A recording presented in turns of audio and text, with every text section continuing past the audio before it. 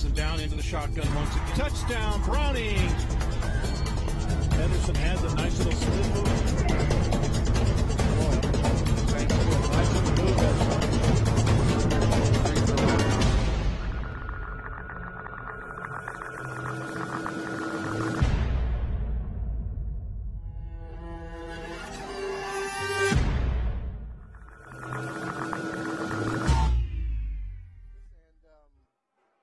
Well, hey, we want to welcome everybody on TV land out there for EPS Sports.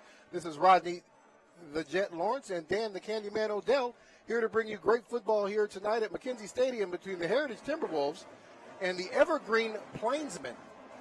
We come out here at first of all, and it looks like Heritage is going to opt to take the ball here in the first half of this game. Evergreen will be kicking off to them. So, Jet, give me your keys to victory tonight for both teams. Well, let's start with the cliche stuff. So the team that makes the least amount of mistakes is going to win this ball game tonight. You know, that's usually how it works out. Yeah, right.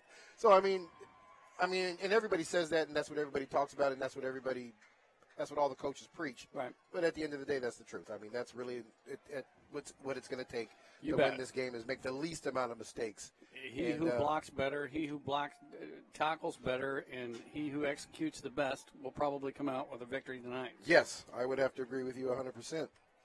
All right, so Evergreen has got the kickoff team out there. Looks like the kicker today is Tristan Fitch, so he'll be handling double responsibility, the kicker and the quarterback in tonight's game. The sole deep man back there for Heritage is Mr. Umiyamaka. One more of the family out here, and they're going to start it off with a nice little pooch kick and a good little fair catch by Chase Henley, one of the running backs for Heritage. So Heritage will take the ball over 1st and 10, and it looks like they're going to set it up right there on their 34-yard line. So 1st and 10 from the 34. One of the advantages, Jet, with that pooch kick is you're probably going to get a fair catch out of it because the covering team gets down so quick. Yes. However, it kind of goes against the kicking team because they give up tremendous field position. Yeah, they sure do. So it's a stat killer. Mm-hmm. But, if everybody understands, Maka is stopped right there when he catches the ball. Actually looks like he's going to lose about a yard. It's going to bring up 2nd and 11.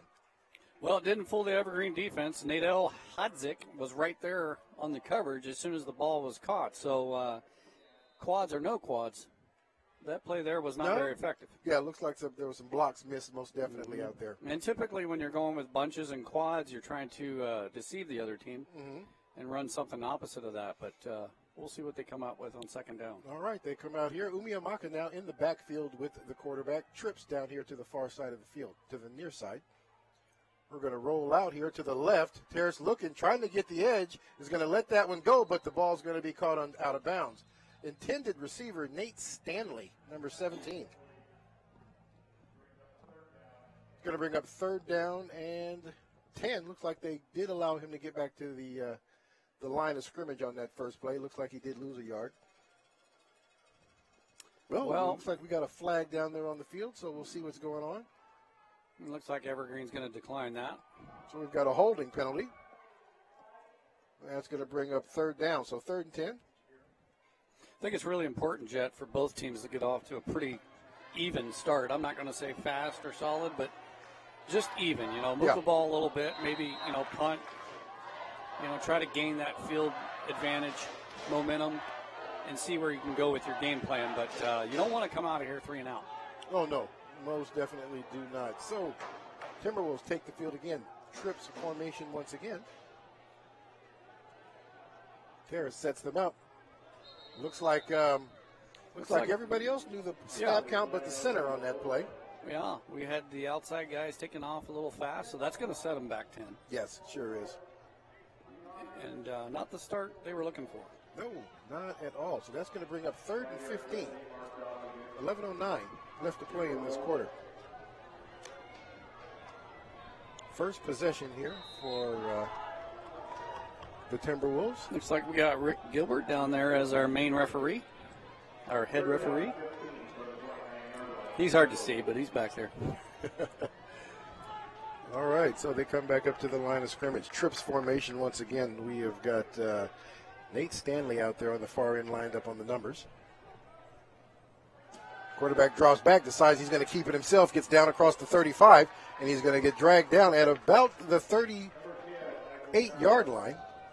It's going to bring up fourth and still a lot, about 4th and 6. So definitely the punt team's going to come out here on this one.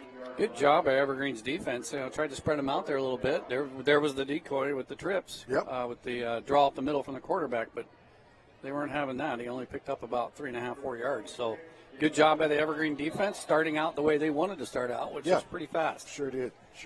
And they've got some dangerous weapons back deep, too. They do. Burns and it looks like Cruz. Oh, I got that wrong. Burns and Hosick, I should say. Both of them lined up there. Heels standing right there about the 25-yard line. Bad snap's going to take a hop, but it does look like he's going to get that one off. The ball is recovered there, brought in, trying to get up the field, makes it across the 35 before he's taken down at about the 42-yard line. And that was Burns. So they're starting on about the 37-yard line, Jet, which is just a little bit further out than where Evergreen started. So both teams starting with good field position. Let's see if Evergreen can do something here on offense.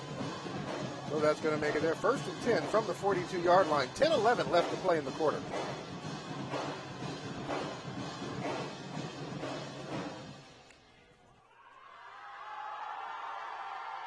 Evergreen comes up. They have lone back in the backfield. Trips formation on the far right. Going to hand that ball off to the running back. He's going to fumble the ball. Has to go backtrack to get the fall back there on it. If he hadn't lost it, that would have been a great little run. Good job by the defender there for Heritage, sticking a hand in there and jarring that ball loose on the tackle. Sure is. And I believe that was...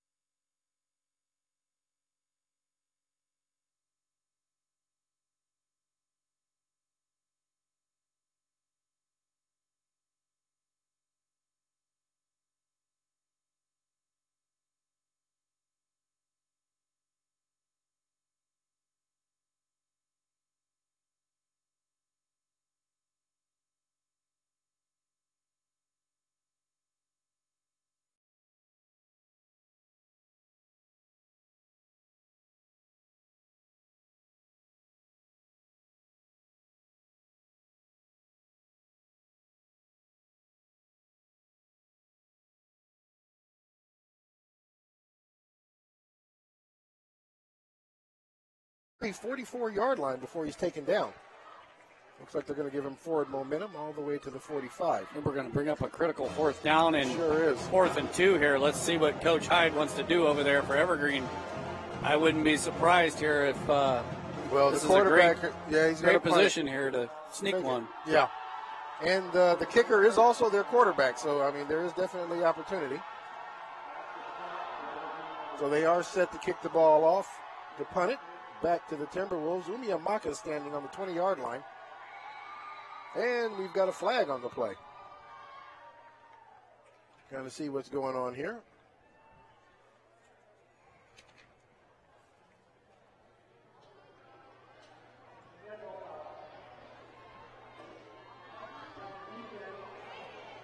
Oh, they're going to call it against the T-Wolves, which is going to be enough to give them the first down. Lined up in the neutral zone. So that penalty is going to march off 5 yards, going to get them just inside of the T-Wolves territory there. So we'll call it 1st and 10 from the 50. And Evergreen is saved by the penalty.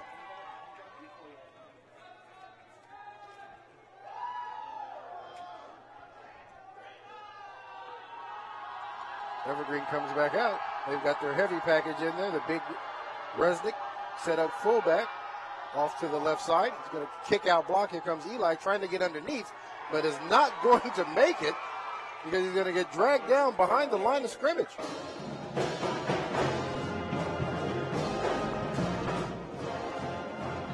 Nice play there by the D-line for Heritage. Penetrating those gaps inside. tackling the ball carrier for a 1-yard loss. That was Antonio Mata coming through the line of scrimmage there, shooting that inside gap and dragging that play down from behind. All right, Evergreen breaks the huddle. They do have a slot formation set up on either side. And there, that was a great little tackle there by Mata. Fitch, little fly route, tries to get the ball out to the receiver, Eli, running back, coming out of the backfield on kind of a banana route, unable to get that to him. Yeah, both teams, Jet, have a little trouble here executing on offense. Yeah, sure are. Slow starts here. That's going to bring up 3rd down and 11.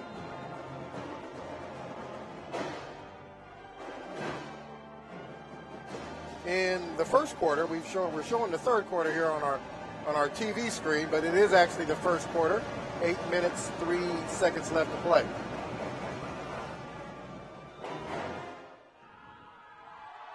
I don't know if our listeners and watchers would want to watch a 0-0 game in the third quarter. No, that'd be a tough one. It'd been a long game. Not so necessarily fun to call either. Okay, well, looks like now we got the ball back where it needs to be. We got the lineup here. Twin receivers on either side. Fitch drops back.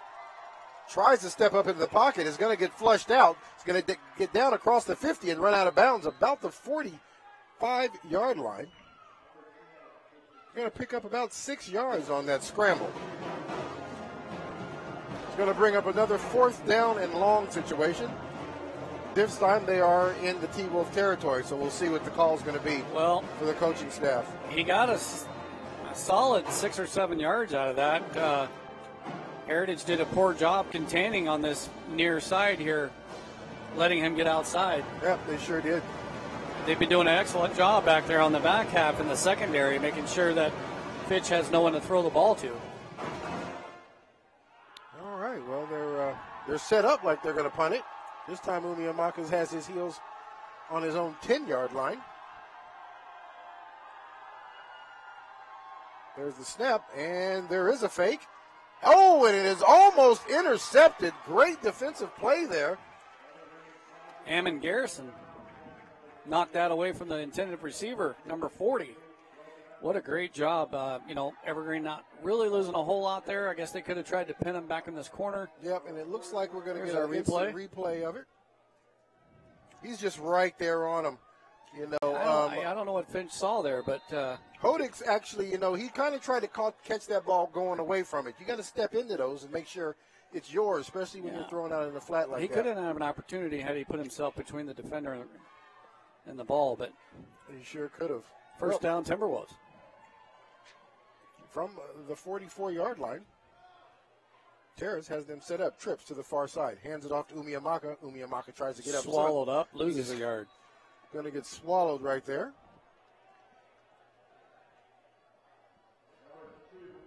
There is Umiamaka. Job up front by the big guys. Second down, 10 yards to go. Like he was swallowed up by Ray Farr there on that play, Jet. They just collapsed the line on him. Yeah, they sure did.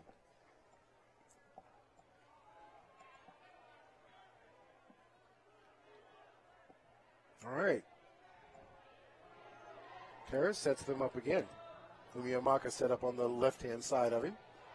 He's going to try it again. Umiamaka this time is going to get it down and across the 45-yard line before he's brought down to the ground. Nice shot there. Coach Hyde trying to get it all figured out on the sidelines over there. It's going to bring up 3rd down and 8.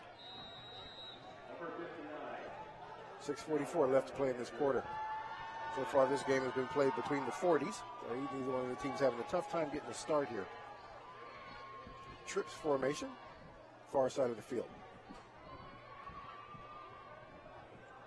This time, Terrace is going to take the ball himself. He's going to make it down across the 50 and get dragged down about the 48-yard line they're going to give him. They're going to bring up 4th down. 4th down now, and looks like about a long 1. Nice stop there by Jacob Tillman on the near sidelines for Evergreen. Bringing up a 4th and 2, and it looks like Heritage wants to go for it. Not having a lot of respect for that Evergreen offense. They've decided that they're going to go for it on 4th and 2 from Evergreen's 48. Well, this type of thing just lets you know that both teams are feeling pretty good about how they played last week. Yes. You know. That's a good point. So we're going to break the huddle here. We've got kind of a strong side. Quarterback's going to go under center. I don't know what happened there, but the ball gets mishandled and drops to the ground, and Heritage virtually just gives the ball away on this one. And they're going to turn the ball over on downs just inside of Evergreen's territory. Evergreen will come back with the ball now. 1st and 10 from their own 48. Not quite sure what happened on that one. Didn't even give themselves a chance there on that one, Jet. They didn't. They actually lost that half yard. So Evergreen takes over on downs with 5:37 to go in quarter number 1. All right, Eli lone back in the backfield, trips formation. They're going to hand it off. Eli's going to take the ball across the 50 and is going to take it all the way down to the 46-yard line before he's stopped. Quite honestly, Jet, what we've seen the last week and the start of this game, I feel like Heritage just needs to really pound the football right at Heritage. Yeah. And, I mean, it looks like that's the type of thing that's going to be working out for him. Right. That was a nice 5-yard run there by Eli. Going to bring up 2nd down and 5. It seems like their success rate is a little bit better when they're running the football Yeah, it sure is. than when they've thrown it here over the last first part of the first quarter. Now just under 5 minutes left to play in this first quarter. Evergreen in a heavy package there to the right side. Fitch drops back, looks downfield for a receiver, has one open, makes the catch. Oh, and it's intercepted on the tip. The ball is taken back across the 50-yard line, all the way down to the 45 before he's knocked down by the quarterback. Tyler Scoggins comes up with the deflection off of one of his teammates right into his arms. That's, again, number 18 for Heritage. Skyler? Right. Yeah, you had his name right. He had the deflection and the interception. Here's the nice little replay. Right there, bounces right out of the hands there of the receiver, right into his hands. Burns, you got to bring that one in. That kind of bounced off his chest. You're looking up for opportunities. There's one for Heritage right there. All right, now with the big turnover there, Heritage now has the ball in Evergreen territory. 1st and 10 from the 42-yard line. Trips formation. Terra's in the backfield by himself. Looks for a receiver upfield. That ball's going to get tipped in the air, and almost another interception there by the Evergreen linebacker, Alex Alexander, number 59. So they got to be a little careful.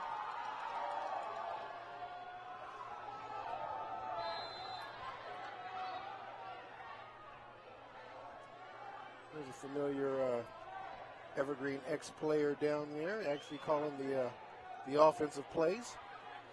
Some of you guys might remember Ashton Clark, real good receiver for Heritage years ago. Heritage now set up, trip formation. Terrace backs up. It's going to get flushed out of the pocket. It's going to get down across the 44-yard line, down to the 30, down to the 20, and all the way down to the 17-yard line before he gets run out of bounds. Nice little scramble. Break up and scramble. They really had him. Pocket collapsed on him, stepped up in it, and just took off.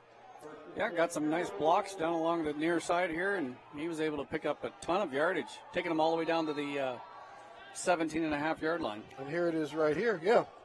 It's made a lot of people miss. Good and then block some good running. Receivers getting blocks on the edges. There's 2 more blocks. Yeah. Just real good play all the way around. All right, well, that's going to bring up 1st and 10 from the Evergreen 17. Slot receivers. Fitch now drops back, looking up the field for a receiver. Decides better against it. Now he's getting flushed to the right side of the field. Decides to bring that one in and take it himself, and he's going to get run out of bounds right there at the 5-yard line. That is going to be enough for a first down. It's going to bring up 1st and goal for the T-Wolves. 4 minutes, 16 seconds left to play in this quarter, and the Timberwolves knocking on the door. Again, Evergreen loses contain, Jet, on that far side, and really not even having to run a play. They're just running receivers down the field and let the quarterback take off. Yeah, they sure are. I thought I recognized a few of these formations from up at Eastern. I wasn't quite sure. Yeah. All right, well, here we go. Umiamaka, the lone running back in the backfield. Nate Stanley lined up far on the far numbers. Drops that ball off to Umiamaka. Umiamaka struggles to get back to the line of scrimmage. It's going to bring up second down and goal. Looks like from still about the 5-yard line.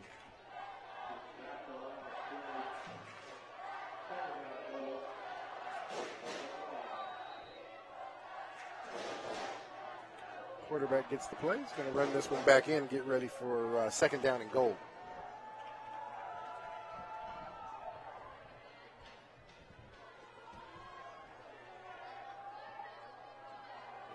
Evergreen here has their heels on the end zone here. They're going to have to really stiffen up here down here in this part of the field to keep these guys from getting in. Nice little pass, looking for it, and it's a touchdown. Blown coverage there, Jet. Nice little quick slant pass right there See into if we the can end get a zone. replay of this. For Touchdown Terrace pass. Meter.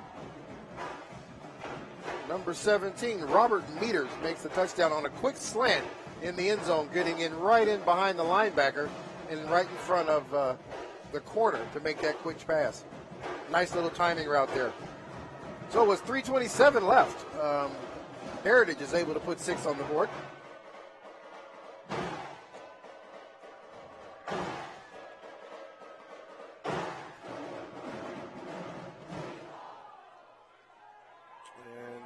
See here, it looks like these guys are going to go for 2. So no extra point here. They're set up. Another slant, and they're going to do it again. The exact same play they ran for the touchdown. They ran it again for the 2 extra points. Just breaking that off right in front of the corner. Griffin, number 12 for Evergreen Plainsman. And here's the instant replay, and it is the exact same play once again. So 2 plays. 1 play to score 8 points here. So like I said, 3:27 left. Heritage up 8-0. This is the Eli Sports Network and EPS Sports, and we'll be right back.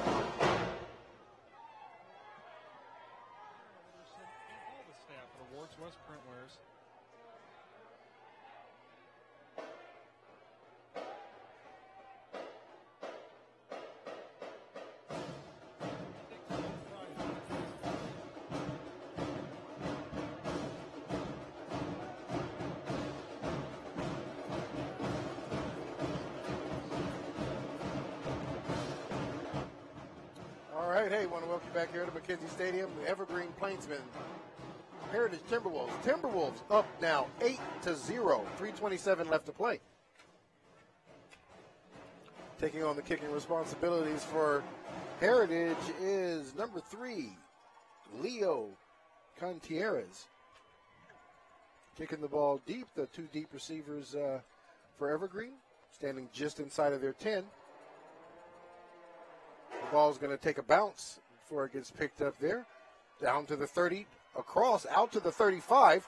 Nice little struggle over there, and he's going to get drugged down right there at about the 38-yard line. Again, Jet, decent field position for Evergreen to start this drive. We saw their playmakers last week. We know they have them. We just haven't seen a resemblance of that tonight. Yeah, it sure hasn't. I'd like to say because it's Heritage is playing that great a defense, but I think you'll see Evergreen settle down here and start moving the football. Start moving it around just a little bit more here. Evergreen breaks their huddle. They're in their pistol formation, slot receivers on either side. Fitch is going to hand the ball off. Going to try to break it to the outside. He's going to get down across the 45, possibly to the 46 before he's run out of bounds. And that is going to be Daniel Molazanti, I hope I pronounced that correctly.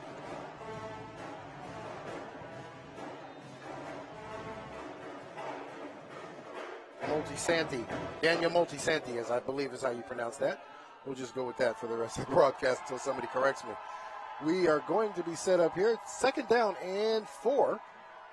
Hands the ball off once again. This time Daniel is going to try to get across the 45. He's going to get hit hard by Cantieras, who's only going to allow him to get 2 yards.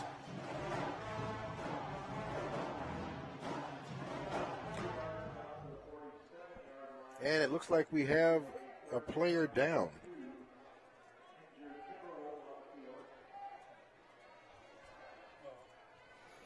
All right, well, let's see what's going on. It looks like player can't really see his number, so I don't want to speculate right now about who that is. Hopefully we're going to get it figured out here pretty quick, and he'll be able to get back up and walk out on his own steam.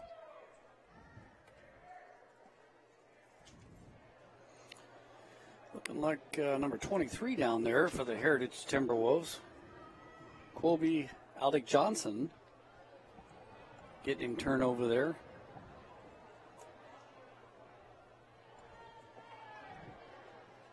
Well, hopefully he's going to be all right. Try to keep our listeners updated tonight with some scores that we have coming in when things get underway here a little bit later out in the district. Yeah, we got some pretty good games showing up out there. That's right. See if we can't see what's going on. At least give everybody kind of a heads up.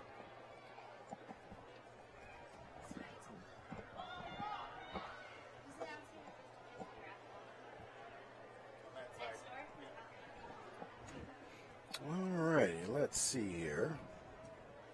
You know, I was just, while we're waiting to see what's going to go on here, nice little article there about one of the Evergreen Plainsmen, Serge Rusnick.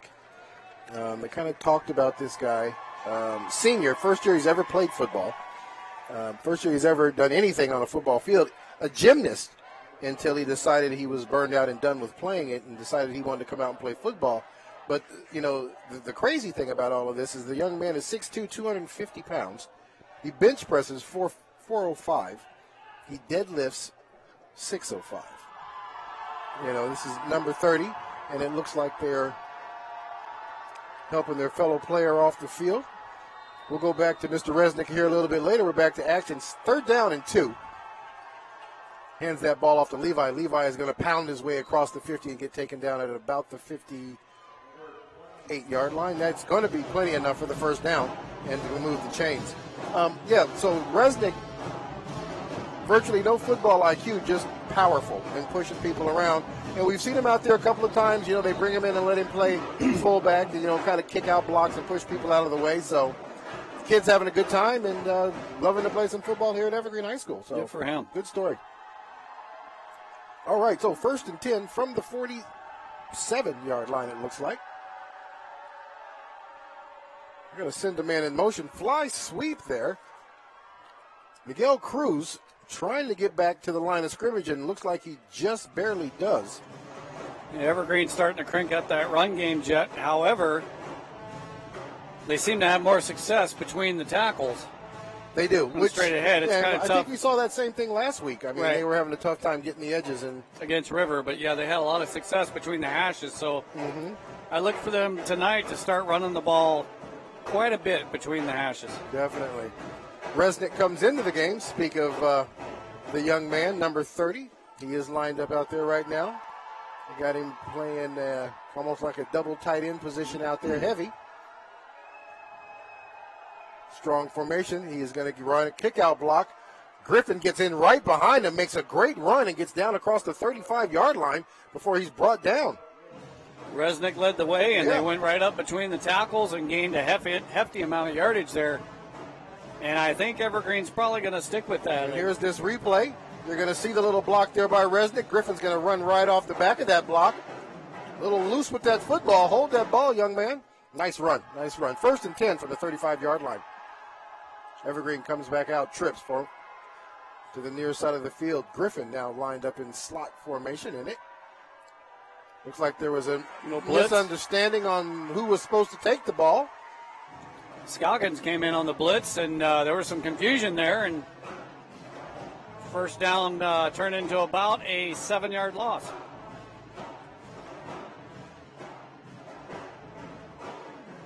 So this is just going to be a case about Evergreen just getting out of their way. We are down to the last minute of this first quarter out here at McKenzie Stadium. Clark County Friday Night Football on EPS Sports and Eli Sports Network.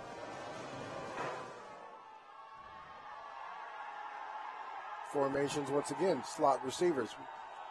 Griffin goes in motion. They're going to fake it. Finch looks down, bails out of the pocket.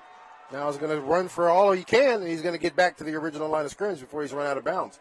So that will bring up 1st and 10 with 37 seconds left to play in this quarter.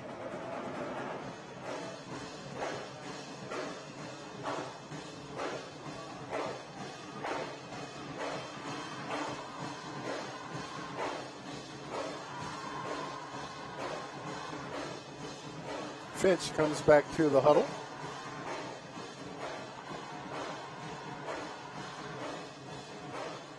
All right, well, this is going to be a big play for them. We're going to break out slot receivers. Miguel Cruz lined up out here on the numbers. Fitch drops back, rolls out. He's going to get chased out of the pocket. Trying to get that ball downfield, but he is unable to get it down there before he's stopped by number 40 for Heritage, who just comes up and makes a great hit on him. Garrison again. Eamon Garrison. So that young man's playing some pretty good defense. That's going to bring up 4th down. Oh, and looks like about 19 yards to go. Looks like Evergreen's going to go ahead and let the clock expire.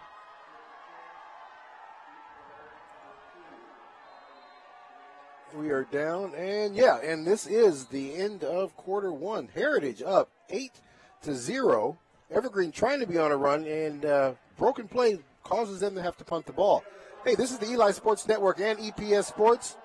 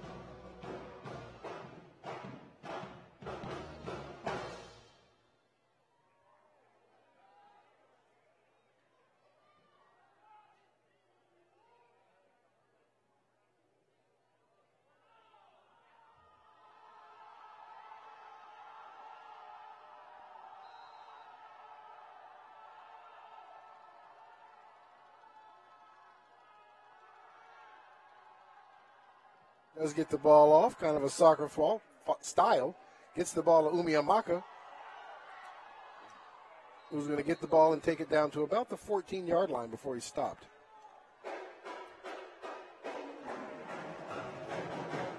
So at the start of quarter two, Heritage is going to take the ball over deep in their territory. The worst field position they've had to deal with up to this point.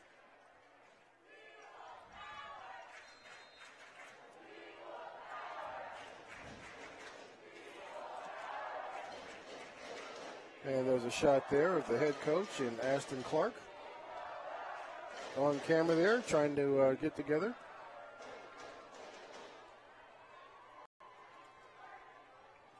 All right, Heritage breaks out first formation of this quarter and trips formation to the far side. Terrace drops back, looking up for the receiver, has one downfield, makes the catch right there, runs through that first tackler before he's stopped by Zeal Griffin. right there at the 35-yard line. It's a nice 19-yard gain there by the Timberwolves. That is Robert Meters, who makes that nice catch across the middle. Meters, who also caught the touchdown pass and the Sure two-point is. conversion. I see a little resemblance of an Eagles offense there with that spread just out. a little bit. New running back in the game there, number 28, Isaac Roa. Slot receivers. Terrace is going to hand it off to Isaac. Isaac is going to try to take it right up the middle. Looks like he's going to make it to about the 40-yard line before he is stopped. Bringing up second down and 6. Brought down there by Tillman and a host of Evergreen defenders. Well, let's call that second down and 7.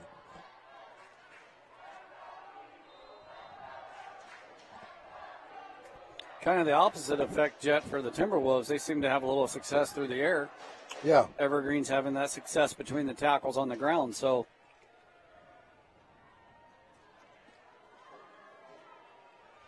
we'll see if that pattern continues. All right, Heritage breaks the huddle in trips formation. Chase Headley on the outside. They're going to give the ball right up the middle to their running back. He is going to make it down to about the 44-yard line. Pick up a 3. Evergreen had a chance in the backfield there and couldn't quite come up with the tackle. Sure did. That is Isaac carrying the ball again. Isaac Rowe. Good picture there, him. Mr. Rowe and Garrison. 10:05 here to go in the second quarter. Heritage up 8-0 with the ball. Chase Hendy lined up on the outside here on the numbers. Quarterback drops back. Nice little flare route out to the receiver. It makes a great catch as Garrison going to get out across the 50-yard line and be taken down right there at about the 47-yard line. Nice catch there by Garrison. They kind of let him a little bit, but he reached out there and snared it. This guy's having quite the night on offense and defense. He sure is. Garrison. Like his skill set he brings to the table. First and 10 from the Evergreen 47-yard line. Nice 9:49 left to throw play. By Terrace. Yeah, sure was. Enough to move the chains. Going to line up trips formation to the far side again. Terrace looking for a receiver downfield. This time not able to find one as the pocket collapses around him. You bet. Rusnick with a little help from his friends. Nick Rossmeal converge on Terrace there to bring him down for about a 3.5, 4-yard loss. That is going to push them back into their own territory, so they are now on the 49, their own 49. Second down and 14. And that's one of the disadvantages when you spread it out, Jet. I mean, it's timing. You got rid of that ball pretty quick. Yeah. He was looking downfield, found nobody open. You know the old saying, if nobody's open, you're open. Exactly. All right, we've got a man in motion. They're going to get it out to Umiamaka on a fly route. On the flare, he makes the first guy miss. Great little dodger. Going to get back across the 50-yard line, but we're going to have a penalty flag right there in front of the play. This might push him back there a little bit. Anthony Key out there on the edge blocking him might have get caught with a little bit of jersey in his hand. We'll see what the call is here. So it's right. The flag's right there at the original line of scrimmage. Nice little flare route. Yep. And you got a holding, just like you said. That's probably what helped him get that corner, get that edge right there to get it around. The head referee tonight is Rick Gilbert.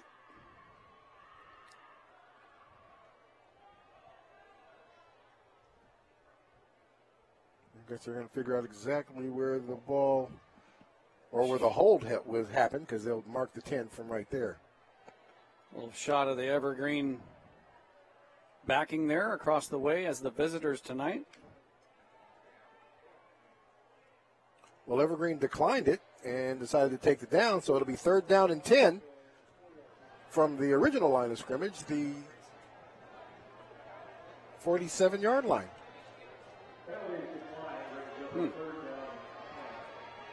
So Heritage now back up to the line of scrimmage. They're going to line up with 3 receivers.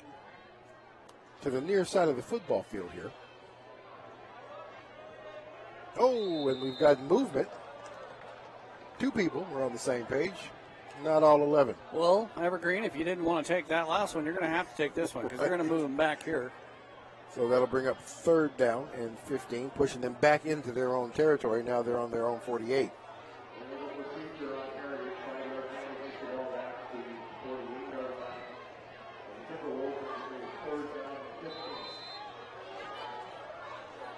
Three receivers, Chase Hindy on the far side. Harris drops back, has a receiver wide open. There he is, right in the middle of the football field, and runs it in for the complete touchdown. Using the referee to help block him is Robert Meters, having a great night so far. This is his 2nd touchdown for the night, and we're going to call that a 52-yard touchdown pass right down the middle of the football field. Great route, great pass, great run. And another 6 points. Now 14-0. Heritage starting to make their move here. Didn't make a difference about all the penalties. You run a route like that, you give him enough time, and you put him on it. You put it on him. I don't know if we had a replay of that, but there was a blown coverage back in the back end there by the Evergreen secondary that just left the middle of the field wide open. Yeah. And well, the safety had to have got caught looking in the end because that pass was caught behind him. Right. And they're going to go for 2. So I'm wondering if they just don't have a kicker because they're going to go for 2 points again. And here we go. And this time the quarterback decides to keep the ball himself, and he's going to punch it in for the 2. So with 8:42 left to play in the first half, Heritage 16, Evergreen 0. This is the Eli Sports Network and EPS Sports. We'll be right back.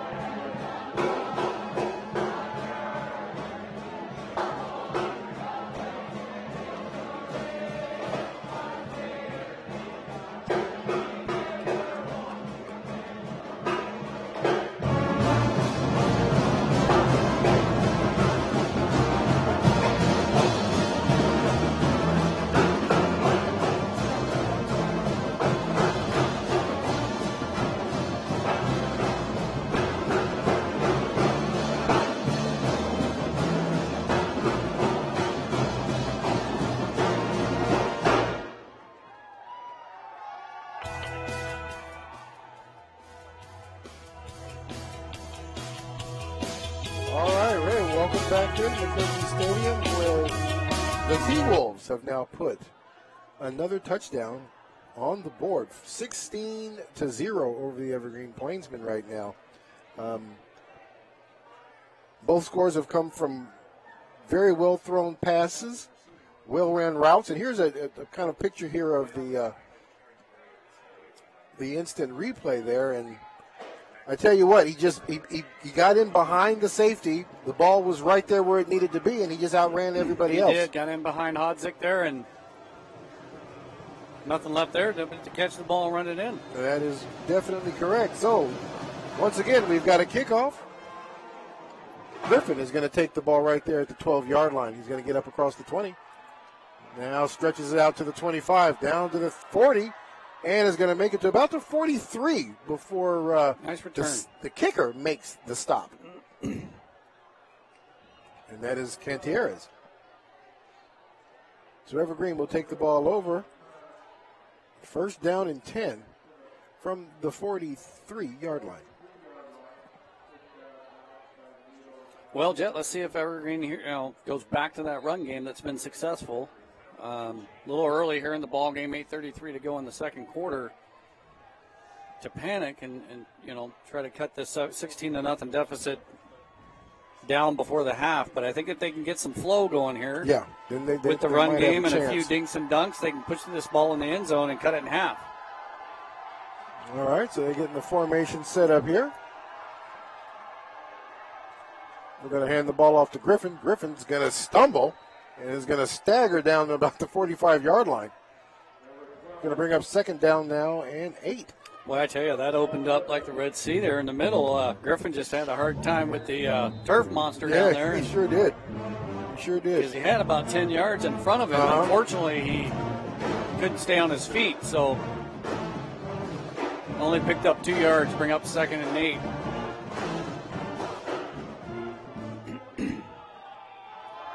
It looks like they've got kind of their run package in there. I see Serge Rusnick in the game, lined up as that offset fullback. Griffin sets in behind him once again. Is going to sidestep his way. Looks like he's going to make it to about the 49-yard line, bringing up 3rd down. Job by Heritage there. Contain that to about a 2.5, 3-yard gain, bringing up another 3rd down for the Plainsmen. 3rd down and 4 now. Lots of 3rd downs. Too many. Too many already. 7:22 left to play in this first half. Some of you can hear the band in the background. That's the Heritage Timberwolf band down there. Excited about their 16-0 lead.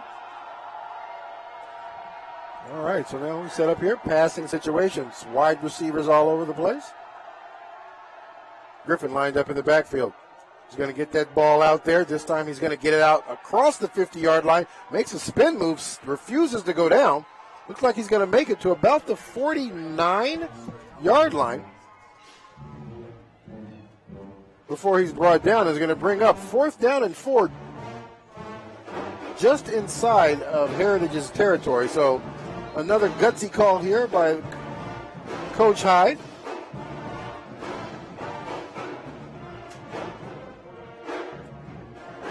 Hozick did a pretty good job of running that ball, trying to get as many yards as he could out of it. Kind of a flare route. Some blockers in front of him. Going to come out here again, this time quarterback under center. He's going to keep that one himself and kind of push his way across. Looks like he just got it. If you see where the referee's lined up on the far side of the football field, he is about a half a yard or so. I'm not sure who's got the spot because his spot was shorter than the far side referee's spot. That's what I'm kind of thinking, too. They might have to bring the chains out. It appears to be a little short, but they're going to have to measure that. They're going to bring the chains. And if I'm looking to the far side, I'd say he's about a length of the football short. Mark it. Put it down. I would have to agree with you. He's short. The official on the other side spot, if they would have went with that spot over there, it would have been a 1st down. Right. And unfortunately for the Plainsmen, that was 4th down. So they're going to turn this ball over on downs with 6:09 to go. It's going to give Heritage another opportunity. This is not the same Evergreen team we saw last week. No, they seem to be making a little bit more mistakes, and I just think it's more them, Evergreen, than it is Heritage, to be honest with you. To this point, Heritage has played a pretty good football game, not taking anything away from them. He's short by a football. Yep. But Evergreen, they're just not executing. And the further they see this lead increase, you might see a team that's on their heels. Yeah, sure. I mean, you kind of think about it. You got to remember that both these teams, or just about every team in Clark County, practiced inside for the majority of the week because of the forest fires and everything we got going on around here. So, that can kind of throw your timing off being in a gym, trying to get focused and get ready for a normal week of practice. So, Evergreen turns the ball over on downs. Heritage will take the ball over on their own 48-yard line, 1st and 10. 6:09 left to play in the quarter. Heritage up 16-0. See there on the screen, they lined up trips receivers. 3 receivers to the far side. Quarterback's going to take it to the weak side, blast through, and is going to get down across the 40-yard line before he stopped there. No real disguise there, Jet. He just not at all followed his blockers to the right side and picked up just a chunk of yardage, able to move the chains for another 1st down. Jacob Tillman for the there to make the stop for Evergreen. 1st and 10 now from the Evergreen 39-yard line on a great little quarterback keeper from Terrace. And there's the instant replay right there. Nice execution on offense here. And I stand corrected. I can see that little touch on the offense from Clark down there. David Crawford, the tackler on that play, not Tillman. Not Tillman. And it looks like Mr. Clark saw something out there that he didn't really like. Going to get there and call a timeout. So you know what? We're going to go ahead and take this timeout with him. This is the EPS Sports Network and Eli Sports. We'll be right back.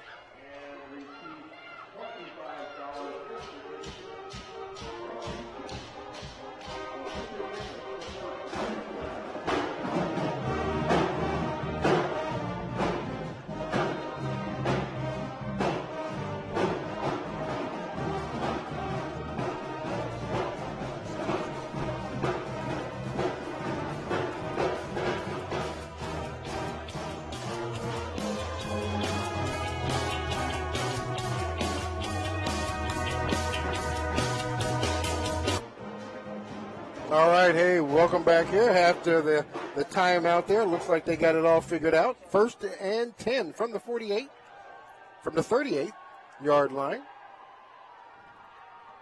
Heritage feels like they've got the play dialed in right now. 3 receivers to the far side of the field. Terrace takes a snap, drops back, looks for a receiver upfield. Unable to find one, pocket collapses, and he's going to take a sack. So it's kind of tough to come out of a timeout and take a sack. You kind of, as a coach, you're like, well, what did we take the timeout for? The interior part of the offensive line kind of collapsed on him there after the snap and had a little hold in the backfield as well. So that's going to set him back another 10 yards. So a little insult to injury there. Mm-hmm. A sack and a hold. And at this point, as the first half winds down, I would assume that Evergreen is looking for a turnover here.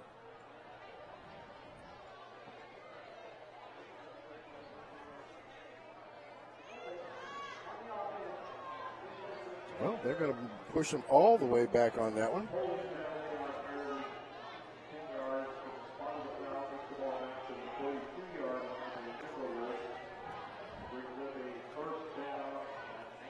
All right, so that's going to bring up 1st down and 27 yards to go. Slot receivers on either side. Just a quick pass out there to the receiver. He's going to get the ball back down across the 50 and run out of bounds at about the 48. It's like Terrace to Hindi on that play. Picks up about 9 yards. That quick passing game, they've got that down there. Yeah, they do. Jet. I mean, if they're going to, and they're playing off of them. I mean, the corners there are giving them a lot of room for that little quick stuff to make to work out for them. The deal is they just got to come up and make a tackle. And they have to come up quick. They need to close ground real quick. So, nice little play. They're just going to eat away the yardage a bit by bit. 2nd down and 16 now, back in territory of Evergreen. Terrace drops back now looking to get rid of the ball and does to Umiamaka. Umiamaka makes the first person miss, spins out of it, and is going to get taken down right there at the 43-yard line. Short by about a yard. Bring up 3rd down. Sorry, 3rd down 3. Okay, so no 3rd down and more than 3. 3rd down and about 13. I'm sorry, 13. Looking at the wrong stick, right? Yeah, they got to get down to the... they're probably wishing it was 3rd and 3. It's 3rd and 13. A long 13. Have to get just on the other side of the 30-yard line for the 1st down. So 3rd down and a long way to go for another 1st. Evergreen probably looking pass here with a 3-man rush.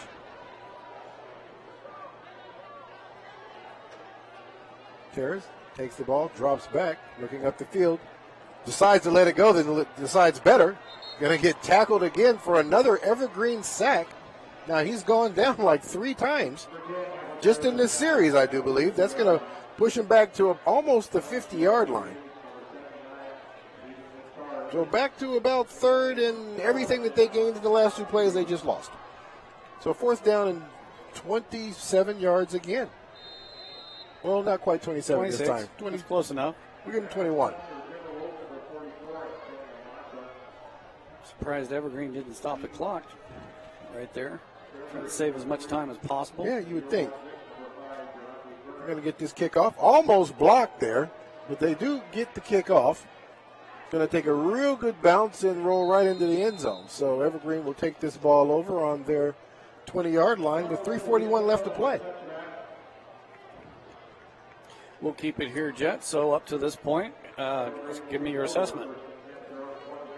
I guess from the Evergreen perspective. Well, since you bleed burgundy and gold. There you go.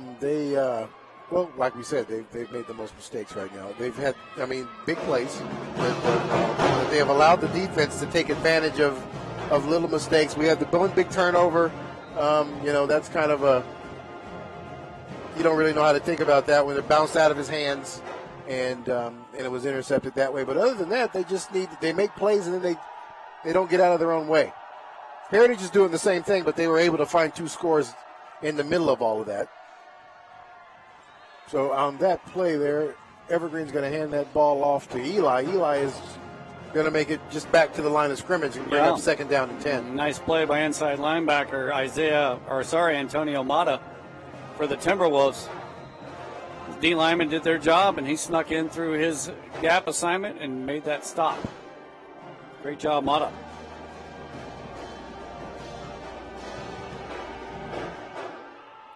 Evergreen lines up again. 3 receivers on this side of the field. Griffin out here with him this time on the slot. Finch looking for it is going to get flushed out of the pocket. Unable to get rid of the ball and is going to be taken down inside of the 5. So he's going to lose a lot of yardage on this play as well. Well, I tell you, Jed, Heritage is playing inspired football tonight. Yeah, they sure are. Both teams, the defense is probably having a much better night than the offense. Yeah, just a few breakdowns by the Evergreen defense, which has put them behind the 8 ball, 16-0. But other than a Heritage offsides earlier in the game on 4th and 2 that gave Evergreen that first down, they haven't done much wrong since then. No, they sure haven't. So now with 3rd down and 23 for the first down, Evergreen, Finch is dropped back into the end zone. He gets flushed out, makes it back out. He's going to get up the field to the 20 and going to get run out all the way up at about the 27-yard line before he gets run out of bounds. So he does a good job getting the majority of that yardage back, but it is going to bring up 4th down and about 2. A Heritage loss contained there on that far side. Enabled the quarterback to pick up almost a first down. Yeah. They're in their own territory. They're going to have to punt this one away. The big man out there, sophomore, number 55, Solafua. Somebody that their football coach is pretty high on out there, just a big guy. Unable to keep contained on that one. So Evergreen now ready to punt. Umiyamaka standing on his own 40-yard line. Nice high punt. Umiyamaka waves that off. It's going to take a great bounce. He's going to pick it up and try to run with it. He's going to get back across the 25-yard line, down to the 40. Well, it looks like they have him stepping out of bounds at about the 34-yard line. But he's going to get most of that punt, that bounce and roll. He gets most of that back. So, with 1:47 left to play in this first half, and here's the replay here.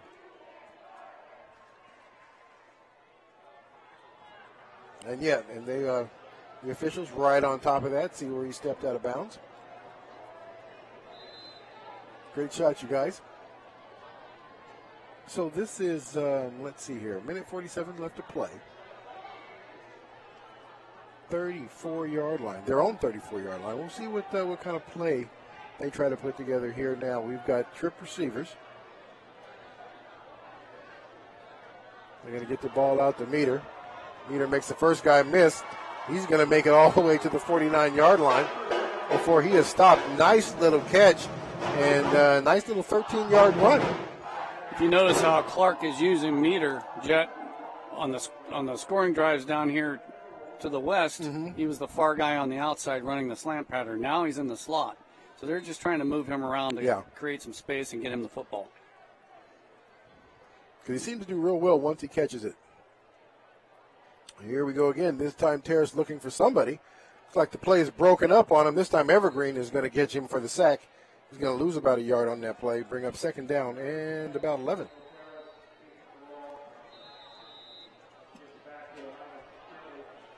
Timeout, Timberwolves. Got a timeout here. We're going to go ahead and take that timeout with them. We got 11:27 left to play in this first half. This is the EPS Sports and the Eli Sports Network. Heritage 16, Evergreen 0.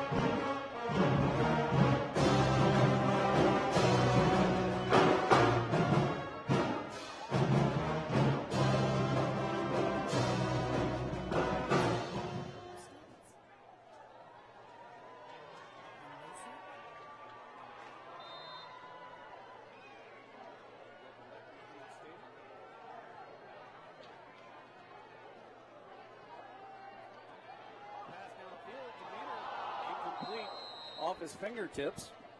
Pretty well thrown ball, just a little high for Meter. Good coverage on the back end there by Evergreen. Bringing up third down. And about 11 for Heritage. Here's a shot of the Plainsman entourage on the far side. Student section.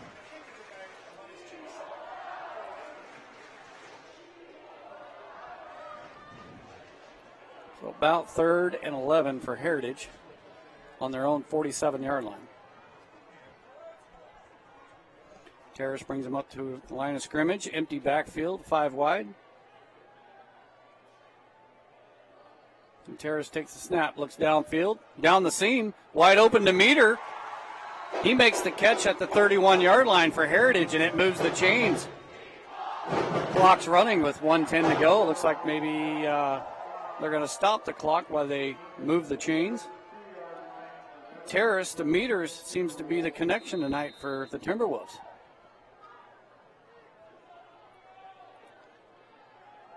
Trips to the near side. Meter lining up on the inside of that formation.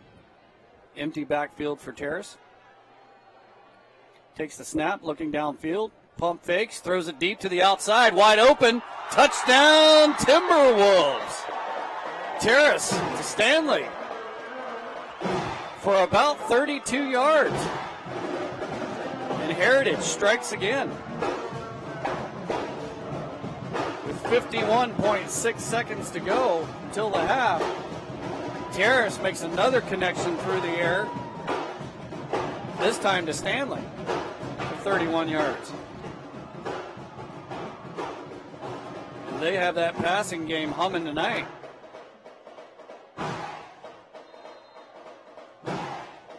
We'll see if Heritage lines up for another 2-point conversion. They're huddling, so it looks like they might break the huddle and line up to attempt a 2-point conversion from the 3-yard line.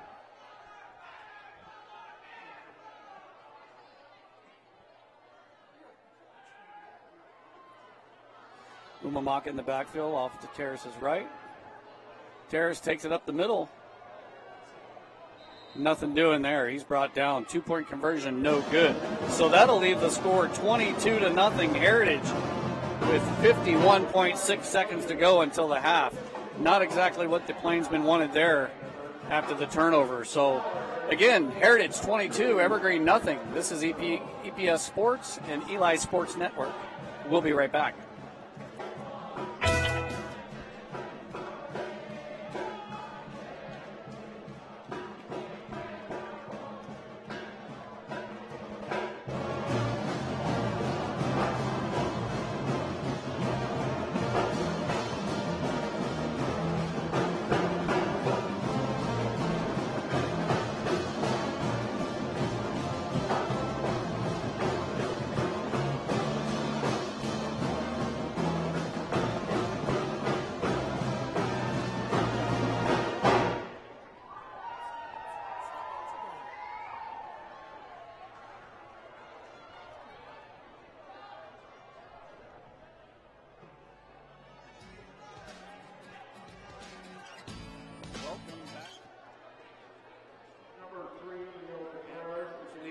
Evergreen Plainsmen 22-0.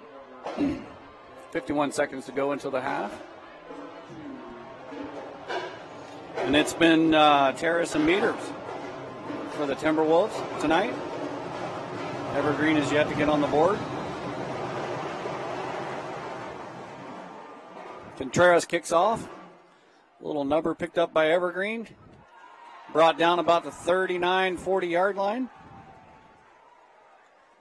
Where Evergreen will take over on downs.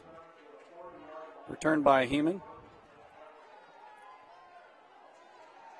Watching Evergreen play last week against Columbia River, they found a lot more success getting on the scoreboard. Columbia River was no lesser opponent than Heritage is tonight, so Heritage is playing a really, really tough football game.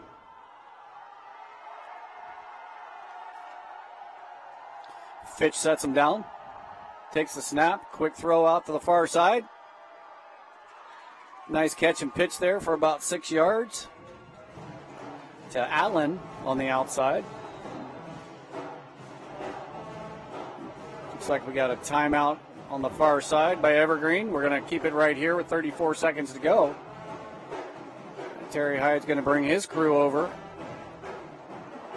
Talk about how they can move the ball down the field and possibly get in a scoring position.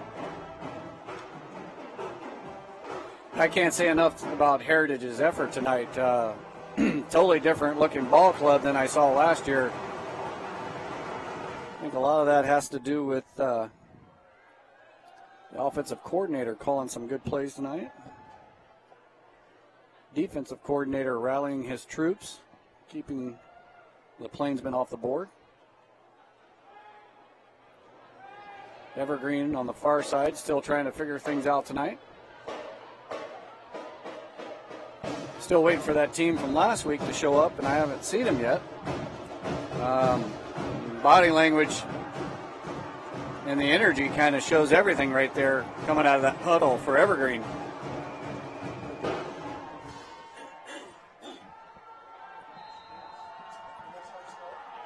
Fitch will set him down.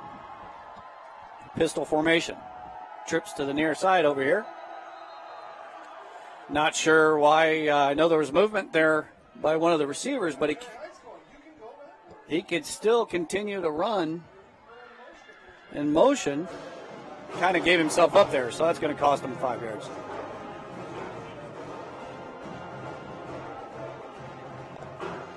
Again, Evergreen just can't get out of their own way tonight.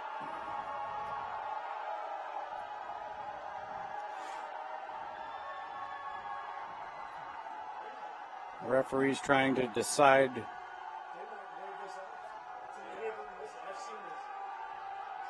The clock has not started, still 34.9 seconds.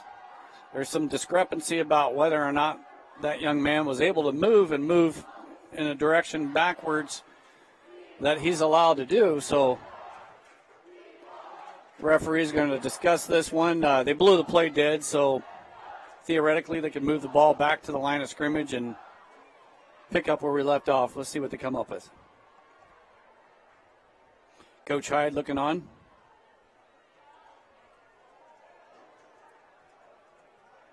Experienced head referee out there tonight, Rick Gilbert, so I'm not quite sure what's taking so long here, but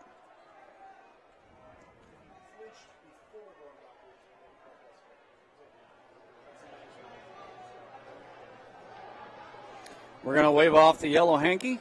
We're going to move the ball back to the original line of scrimmage, I would assume. And we're going to replay that down.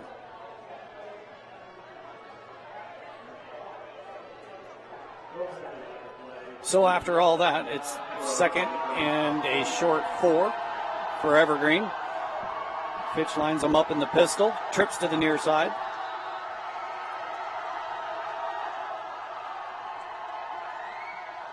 Fitch takes the snap, hands it off up the middle. Nice run up the middle by Evergreen. Looks like Daniel Multasani up the middle. Enough for Evergreen first down. It's going to move the chains. Fitch sets him down, empty backfield. Trips to the near side. He takes the snap, looking down the middle. He's scrambling. And Fitch is going to go down right about the 50-yard line. Great job by the Heritage defense. Looks like Scoggins got in the backfield on that blitz. Brought Fitch down for, about a 10-yard loss. So that's going to put Evergreen back on the 50-yard line. It'll bring up second down and 20. 18 and a half seconds to go until the half. We've got a timeout on the field. We'll keep it right here for these last 18 and a half seconds.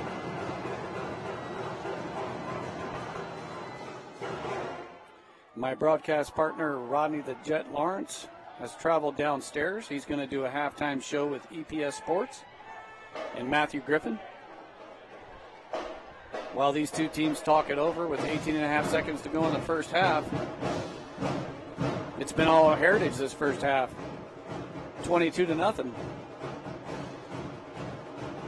We talked at the start of the show, and the Jet and I said, what are the keys to the game? And we talked about execution. We talked about tackling. We talked about blocking. What we didn't talk about was turnovers and penalties. But they have factored into this game. Evergreen comes back out on the field. Fitch sets him down. Running back off to his left. Trips to the near side. Evergreen, another false start. Now they're going to be moved back 5 more yards. It's going to bring up second and 25. And Evergreen can't get out of their way.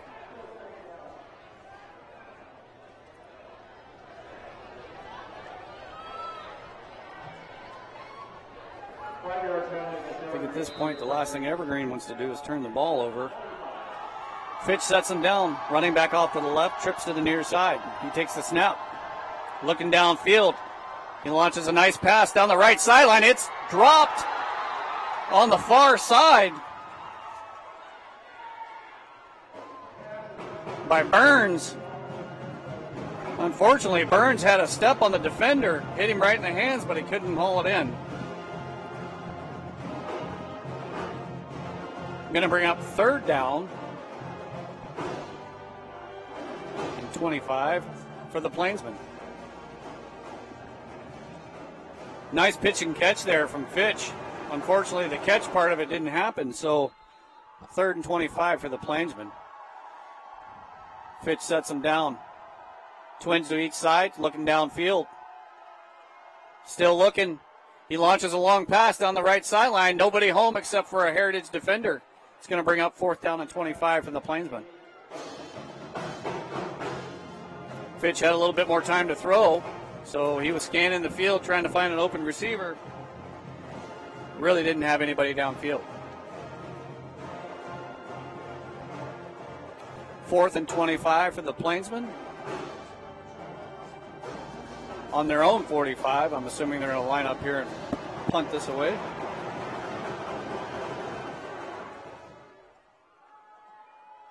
Four seconds to go. Evergreen going to go for it on fourth down. Fitch takes the snap.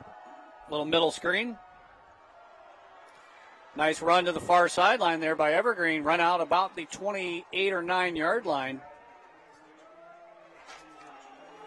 Nice run and catch there by Ziel Griffin. It's going to bring us to the half.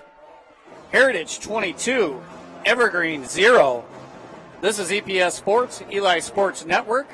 We're going to go to halftime, and we will be right back after these messages.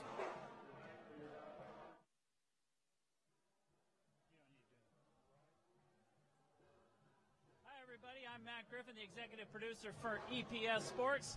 Welcome to our halftime show. I'm joined now by Rodney the Jet Lawrence, part of our EPS Sports broadcasting team. Yeah. What do you think of that first half of football? Well, the last 18 seconds or so got super exciting. Unfortunately, Evergreen wasn't able to put any points on the board, but that last minute that we saw was probably the type of football they should have been playing the entire first half. Heritage has been able to move the ball methodically down the field. Some real good plays. The connection between the receiver and quarterback number 17, Meter, I do believe is his name, is having a heck of a game, and he is running some great routes, finding himself behind the safeties on most occasions and making some great catches. And that's here the difference of the game because he's got the 2 touchdowns. Well, I noticed towards the end of that second quarter, Evergreen not doing themselves any favor with the same sort of penalties over and over again. That's true, and that has kind of plagued them throughout. You know, when I was talking to Coach Hyde a little earlier before the game started, he was a little concerned about the fact that they weren't able to have a normal type of practice, you know, with the forest fires and everything we got going on out here. Most people in most athletic groups were practicing inside. Right. And with football, that can kind of throw off the timing. You can see that there was a lack of focus there happening. Hopefully the second half, they can kind of wrap their heads around that and get back into this game. All right, so what does Evergreen need to do in this second half to kind of bring themselves back into the game? I mean, they're down 3 touchdowns. Well, they are. And down 3 touchdowns on a team that seems to have gotten some kind of momentum. So it's going to make it a little bit tougher. Evergreen's going to have to, like we talked about, focus. Stop making the simple mistakes, you know, where they make a good play and they're offsides, or, you know, they're moving too soon, or just breakdowns where they're missing blocking assignments. They're just going to have to be focused and come out here and just play some consistent, hard football. And I think they're going to have an opportunity because in the beginning, defensively, they played pretty well. And it just seems like they're kind of come unraveled a little bit here in the second quarter. Okay, and you'll be back again for our second game of the night. That is Union versus Mountain View. That will kick off at 7:30. So Rodney will be back to bring us some halftime commentary of that show. So thank you, Rodney. We'll see you for the second half coming up. Right now, I want to flash back just a couple weeks to the first day of school. We went along with Superintendent John Steach and a couple school board members as they visited several schools on the first day of classes. With students arriving and school buses dropping off students in the background at Covington Middle School, we asked new Superintendent John Steach to share a message with students across the district on this first day of school. My message to students on the first day is get ready for change. The world around us is changing at an exponential rate. Evergreen School District is doing our best now to keep up with it. We're going to be deploying one-to-one devices with our 6th through 12th graders this year with digital content. And we're going to do everything we can to prepare our kids for the world that they're going to live in the rest of their lives. As students crowded the halls, greeting friends and finding their way to their first period classes, he also shared a message with parents. To the parents, what I want to say is we have a district that really cares about kids. We have the most amazing staff that I've ever worked with, and the things that they're doing now to make sure that they're giving kids every opportunity possible, and not just they're giving those opportunities to every single student, and we're doing everything we can to ensure equitable access. That's part of the reasoning for our one-to-one initiative, is to provide access to kids and choice to students so they can personalize learning and make it relevant to their lives.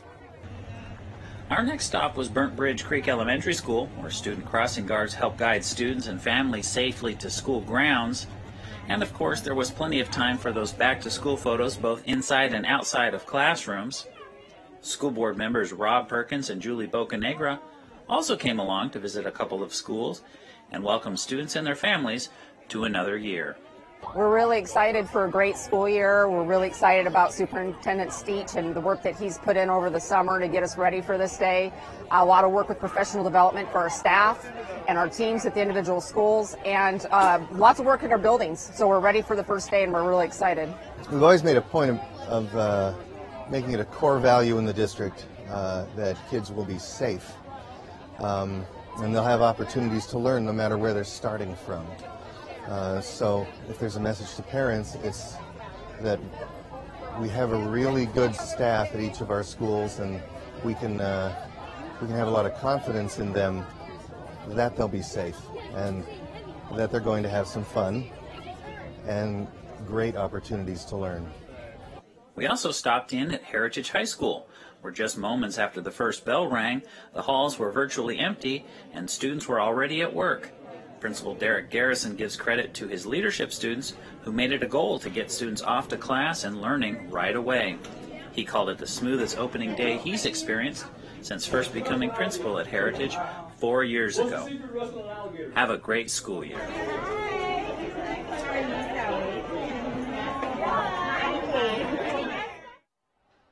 And I am joined now by Dr. John Steach, the brand new superintendent of Evergreen Public Schools. Welcome to your first halftime show. Thank you. Great to be here tonight, Matt. Okay, so we talked to you on the first day of classes. And so let's ask the question again. What are some of the things you're excited about this school year as you take over the helm? I'm really excited about the initiatives that we've had here in Evergreen, especially dealing with equity and some of the things that we put in place that are enabling families to be able to take care of some of those basic needs of their children.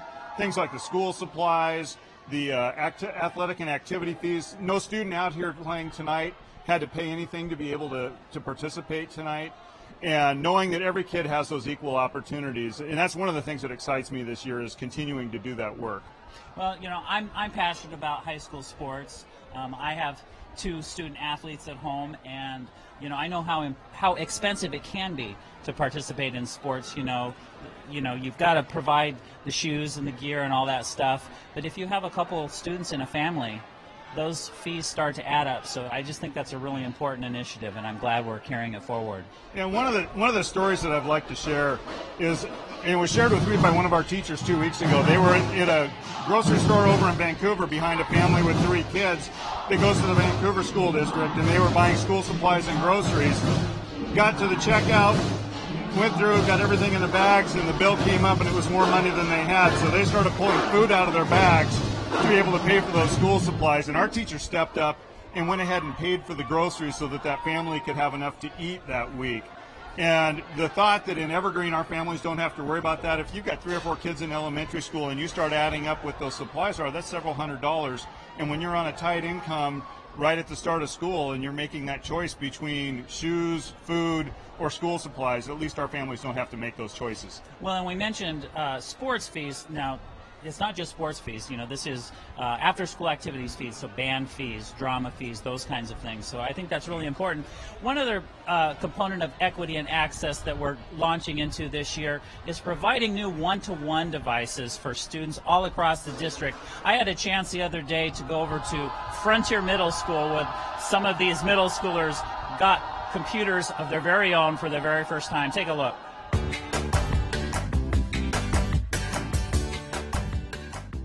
First class is going to come in. We have the machines laid out for them in the other room, and they'll walk in, go find their device, log in, check it out, make sure it's working, and then we'll do a quick rundown of how to take care of it and maintain it. Take just a minute. I want you guys to open it up, turn it around, see how far it moves, check out all the buttons.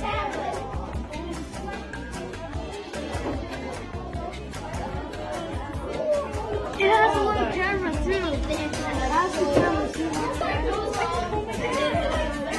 Teachers are just so excited to have this in the classroom so that every kid walks in and has the device available to them. They can just start teaching. They don't have to do distribution and get things put away. It's going to save them a lot of time.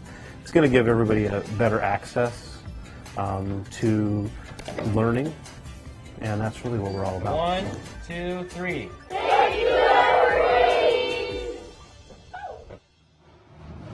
All right, now as I understand it, by the early part of this next week, every student at Frontier Middle School is going to have one of those devices to use in the classroom and at home. So what can you tell me, John, about the delivery across the rest of the district? When do these middle and high schoolers get these devices to take home? So, as you mentioned, with Frontier getting the devices by the end of next week, and Legacy High School is getting them as well, we want to test this device out in our environment for about a week to a week and a half before we commit to buying the other 12,500. Once we've done that, which we expect to happen in the next probably 10 school days, we'll place that order. We know that the ACER that we are deploying right now at Frontier, they've got them in stock, they have them available, they can get us to it very quickly. So our goal, fingers crossed, because you never know what happens on a project of this magnitude. Our goal is to get those devices actually out by around Christmas time to all the secondary schools. So by hopefully winter break, all the 6 through 12 students will be able to have these devices at home, and it'll allow us to shift all the current devices we have in our secondary schools down into the elementary, which will actually make us 1-to-1 from 2nd through 12th grade, and as well as having about a 2-to-1 ratio in kindergarten and 1st grade. Well, and we talked a little bit about that equity component. When I was over at Frontier Middle School the other day, a comment I heard over and over again from students who probably wouldn't be able to afford one of these devices on their own. They were just overjoyed, and they said, I've never had a computer of my own. And they were just beaming from ear to ear. The other part of this, though, is, and I was having a discussion with a parent talking to me about homework. They'd heard a rumor that Evergreen had banned homework, which isn't true. But what we are doing is we're asking teachers to really think deeply about what is the purpose of homework. Is it about practice or is it about learning? And if you expect it to be about learning, then you're putting a kid out there on their own or a student on their own at home with their parents, expecting them to actually learn something new. With these devices, we can use them for collaboration in the classroom, but when we send them home, we have software that the students can access where they can do that practice and get immediate feedback, so they're not developing bad habits. They're finding out immediately whether or not what they're doing is correct, and the software will actually analyze it and be able to give the teachers information that next day on what the misconceptions are that the student may have during their practice. That's great. Well, I want to thank you for joining us, and we're going to have you back again for halftime of the Union versus Mountain View game. That's at 7:30. So thank you again, and thank you for taking us into the future. My pleasure for being here, and it's a great night. We've got all 4 high schools represented, and it is a very friendly competition, and it's great to see our student athletes, our student band, and performers all out here together tonight. Well, this is the one night of football each year that we make sure that we're here for, because this is the only night on our schedule where all 4 of our comprehensive high schools are meeting in the same place here at McKenzie Stadium. So we're glad to be here. All right. Thank you, John. Well, it was a busy summer for people in Evergreen Public Schools. Lots of summer construction projects getting students ready for the new school year. With the forecast calling for another 100-degree day, these workers are pushing to wrap up work on the new roof at Fisher's Landing Elementary School. It's just one of dozens of projects across the district designed to preserve the public's investment in our schools. Marty Madriata took us over to see the work taking place at Chehalis Middle School. These are what we call hydraulic chillers. These actually cool our building. This is our air conditioner, so to speak, if we were talking from your home terms. We did some data, we ran some numbers, found that we would be able to save a significant amount of energy by just going ahead and replacing them rather than trying to recondition, remanufacture the existing chillers. Next stop, Mill Plain Elementary School, where a new energy-efficient gas heater has been installed. What these will do for the district and the taxpayer will save us energy dollars from a gas usage standpoint, reliability standpoint, and from a maintenance standpoint. Then there are the projects that are about a growing number of students and changing program needs. Pat O'Day, the district's facilities project manager, took us over to Image Elementary School, where an open space is being reconfigured into a classroom. So we're walking into Image Elementary School, into currently a corridor that feeds multiple classrooms. And part of this project is we're going to take these interior walls and shift them all the way back to this location. And by that being the back of the new classroom, classroom 183. And then we're going to remove some walls, the temporary walls over here, and create a corridor that's going to be able to feed, let the students walk to classroom 114 and classroom 115. And then in a moment we'll see the new class, the existing classroom 116. So back around this way, this wall here will be shifted forward and become the new front of classroom 183. And this space, this room we're currently in now, which is 116, was a very large, lengthy space, so we're shrinking it just a little bit to make room for classroom 183. And then the new door that comes into classroom 116 will be positioned in this corridor right here. A couple days later, he took us over to Legacy High School, which is getting new classroom space on a hill overlooking McKenzie Stadium. So we're here on the side of Legacy High School here in Evergreen School District, looking at a proposed project that we're just getting underway. Behind me are the 2 existing portables that are going to be replaced with a new modular complex that's going to be moving in here in the next couple of weeks. As we look down the hillside, there'll be more modulars coming in, modular complex, 6 classroom complex to deal with growth in the near future, and to move these 2 classrooms of the existing portables into that space. So I'm currently on the existing pathway from the existing Legacy High School and walking across, which will be the new pathway to the new 6 modular complex for the addition here at Legacy, the 200 wing that is going to be called. They'll be going on roughly about 180 feet to the west where we're standing right now. Finally, there are the projects with an eye on student safety. Among the schools getting new security cameras is Heritage High School. You don't want to have old systems, but you don't want to be bleeding edge where you have to keep replacing it every couple of years. But we can put in a lot fewer cameras now with the new IP cameras than we ever did with the analogs, because the quality is so much better. The new security cameras can be monitored by staff and school resource officers from their phones or laptops, helping monitor student, staff, and building safety from virtually anywhere. Whether it's volunteering to read to elementary school students, or preparing food for our summer meals program, or being a lunch buddy, or making sure our concerts and sporting events are safe for students and visitors, or volunteering to teach art discovery classes, there are countless volunteer opportunities in Evergreen Public Schools. I think most people value our kids as being our future, and so we need to help keep those kids going. And signing up to be a volunteer is easy. Just go to our website, evergreenps.org/community partnerships. Click on the link to download a volunteer application, fill out just a few forms, and submit them. Once you've cleared the simple background check, you'll be ready to make a difference. This art discovery volunteer sums it up with a quote from a famous Dr. Seuss book. It makes you feel good to volunteer. It's fun to help the kids. It's fun to get to know the kids. I think, kind of like the one slur in the Lorax said, unless someone like you helps a whole awful lot, nothing's going to get better. It's not. So you need to help in order for things to get better. And I think that volunteering is definitely one way that you can help. Make a difference. Become an Evergreen Public Schools volunteer. And we want to thank everybody for tuning in to our halftime show tonight. More second half action coming up right now. Evergreen versus Heritage from McKenzie Stadium.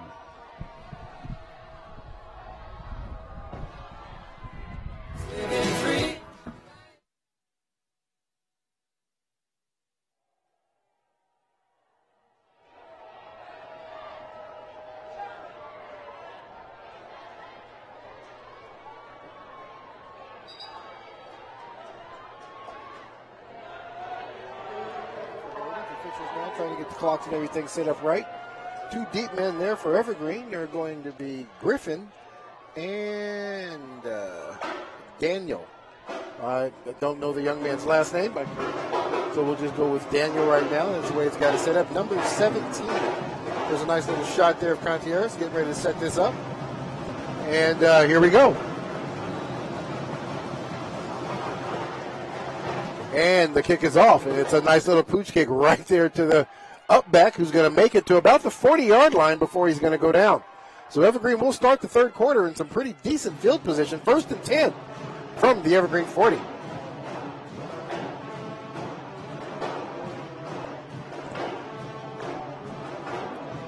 All righty, so nice little pooch kick, trying to get the game started. Wasn't anything that they wanted to kick away. Obviously trying to keep it away from Evergreen's big guns down there who were lined up deep. So they kicked that one up front, and they were able to start it here at the 40-yard line. 11:55. Evergreen lines up in formation. We've got 3 receivers to the far side. Hands the ball right up the middle. Eli's going to break across the 50-yard line and into Heritage territory on his first possession of this third quarter. And that's enough for a first down for the Plainsmen, and that's what we wanted to see in the first half, was just a lot of bull-nosed, straight-ahead running. Yeah, we sure did. We sure did. Seems like they found their most success with their running game. And they're by no means out of this game, Jet, down 22-0. Oh, no, not at all. 3 receivers to the far side. Griffin in the middle of the 3. Hands the ball once again right up the middle to Eli. Nice little 10-yard run there by Eli. He's going to get down across the 40. Taken down at, it looks like about the 37-yard line. I'm going to give him 12 and a half. There you go. Chains are moving. And here we go with that instant replay. Nice, good blocking there up front. And just right straight ahead running like we were talking about. Good push up front by the Plainsmen. Yeah. The center there, great big push there. Nice block pushing the big man off the ball. Here we go again. Eli right up the middle for a nice little 7-yard gain. Going to bring up 2nd down and 3. If it ain't broke, don't fix it. That's kind of what I'm saying. Eat up the clock, too. Keep hitting them where it hurts. Evergreen trying to come out this opening drive and show Heritage they have a run game. All right, we're going to get up slot receivers here. Eli handling running back responsibilities up to this point. This time, he's going to get stopped right there at the line of scrimmage. Nothing doing, get Andrew turned Tom. around on that. You know. For the Timberwolves, Andrew Tom comes up with the stuff. Big number 50 on the replay here. Big hit. Stops everything right there at the line of scrimmage. Boy, he just beats the center one-on-one and makes a tackle. He sure Great does. job by number 50, Tom.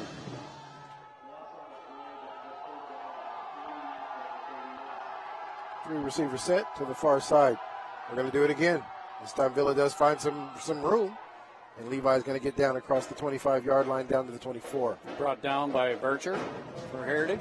That is going to be enough to move the chains. 1st and 10. Moving their way deep into Heritage territory is the Evergreen Plainsmen. First possession of the 3rd quarter. 10:06 left to play. 22-0.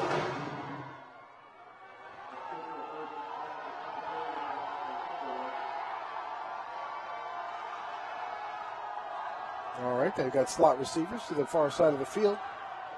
Drops back looking for a receiver, and this one's going to be picked off and taken back the other direction. He's going to make it down across the 30 and be taken down at the 35-yard line.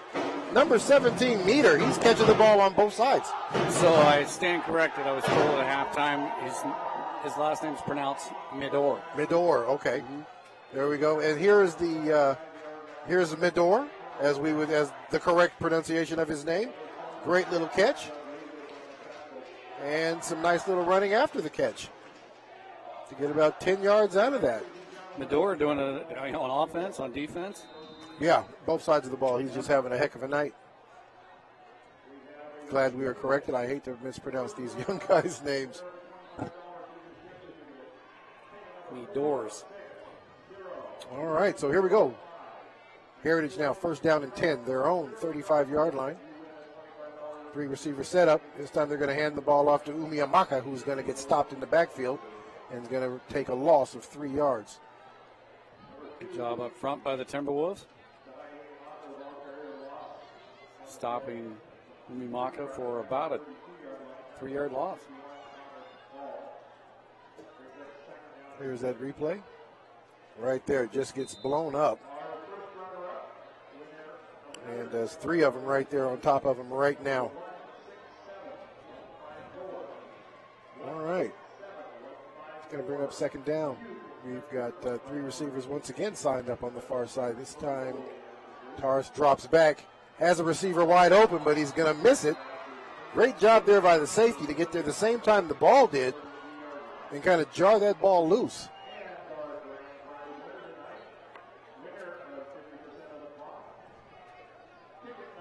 That's going to be Garrison, the intended receiver. That went in and out of his hands. Right there, he had it. He had it right there. Unable to bring that one in. Going to bring up now 3rd down, 13 yards.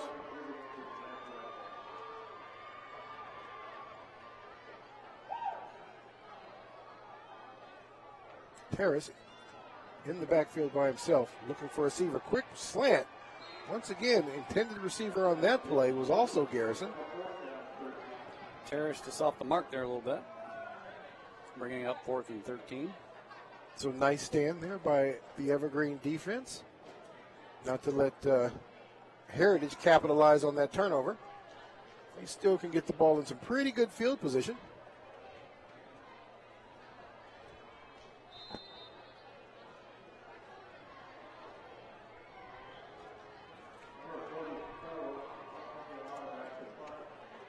Mana, the punter, and he's going to get that one away. Burns is going to settle in under that one, take it back across the 40, and is going to be tackled right there at about the 43-yard line. And that's probably going to lose some yards on that one. Yeah. Block in the back there against Heritage, or against Evergreen.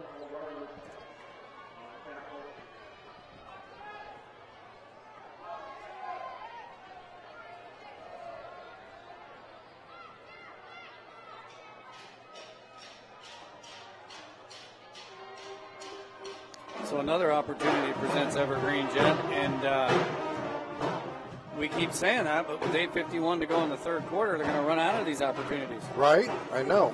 Have to cash in here sooner or later.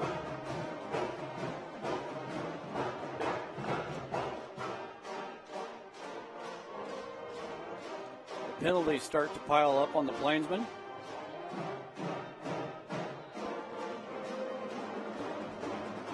Okay, let's kind of see what's going on here.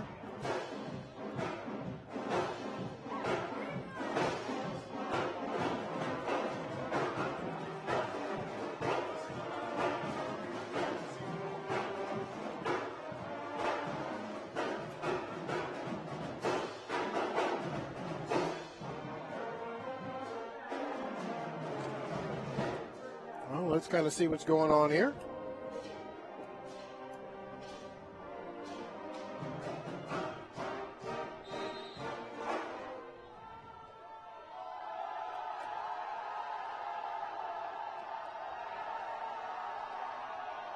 All right, well, they're backed up, looking for a receiver to the outside. Gets it out there to Griffin. Griffin makes the first guy miss. He's going to get down across the 30 before he's dragged down. Looks like they're going to give him the ball out to the 33-yard line.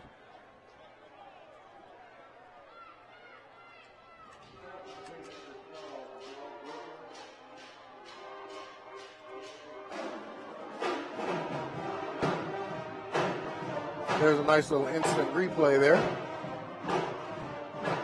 Griffin's going to get that ball out there. First guy's going to miss. Nice little run.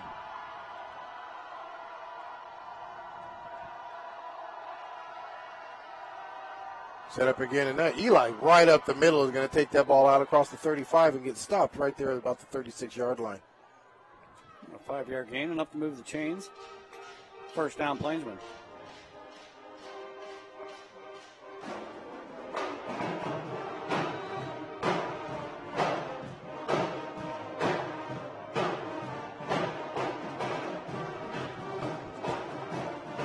All righty.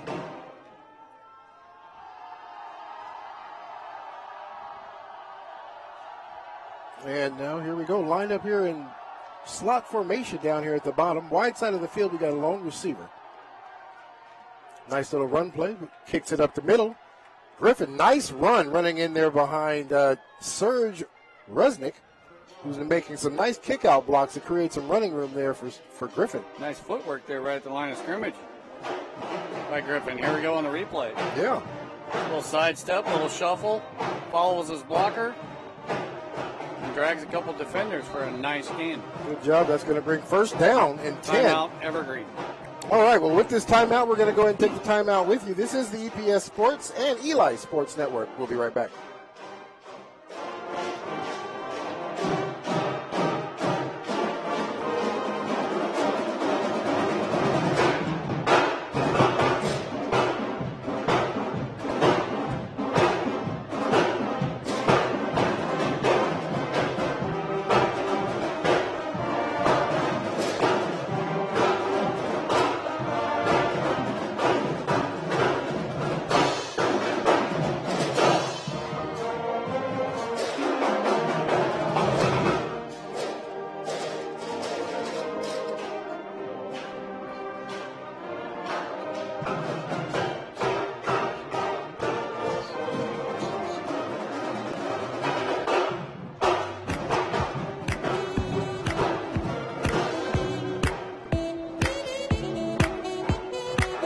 right, hey, welcome back here.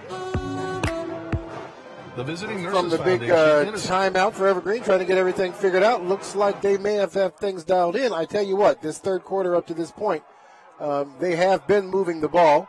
They had the big turnover that stopped their first possession drive at the beginning of this half, but they seem to be moving the ball again. Right back up the middle again. Nice little 3-yard gain there by Eli, number 21.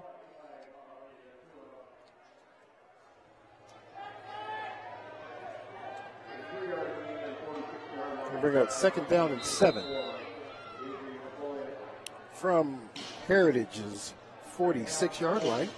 Looks like they got the ball set on right there on the inside hash mark there.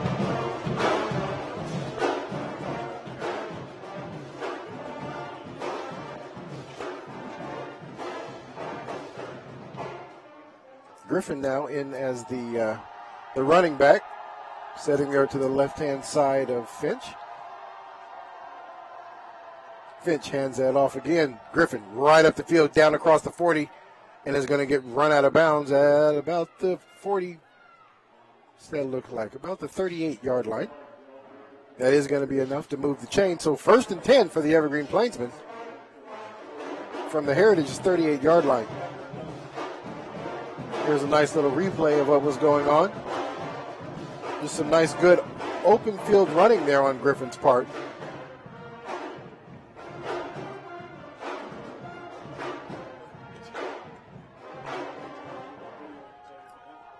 Set up here right now. We've got slot receivers down here on the numbers. Wide side of the field. Got Burns out there on an island. Hands that ball off once again to Griffin. Griffin stopped in the backfield but makes a few people miss before he gets some yardage out of this. It ends up making this a pretty decent little run. Looks like they're going to give him about 4 yards out of the play. 2nd down and 6, we're going to call it. Good job of making something out of nothing. Yeah, he sure is. There's the big guy, number 30, Serge Rusnick, doing a great job out there blocking. Nice little play there by Griffin. Turned something into nothing, I should say, into something. All right, so here we go. Lined up on the hash. There's 3 receivers on the far side. Griffin in the middle of the 3.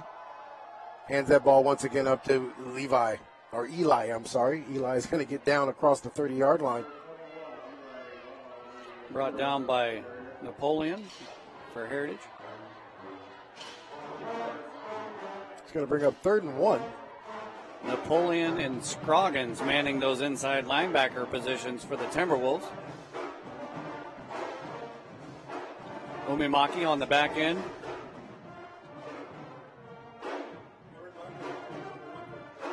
Okay, so Evergreen breaks the huddle. Same familiar formation that they've been using the majority of the night. It seems to be working for them up to this point. And there we go again. This time they're going to run Eli off the weak side.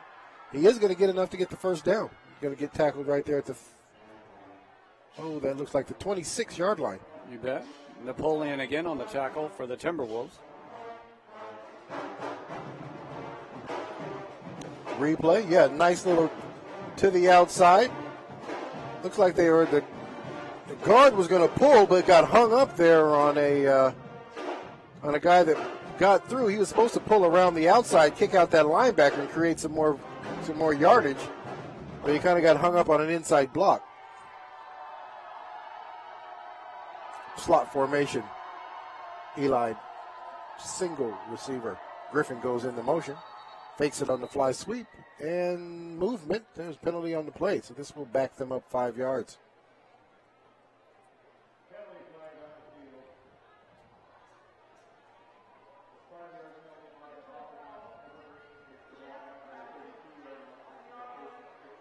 And with that, that's going to bring up 1st down now and 15. 5:48 left to play in the 3rd quarter. Heritage still up 22-0 over the Plainsmen.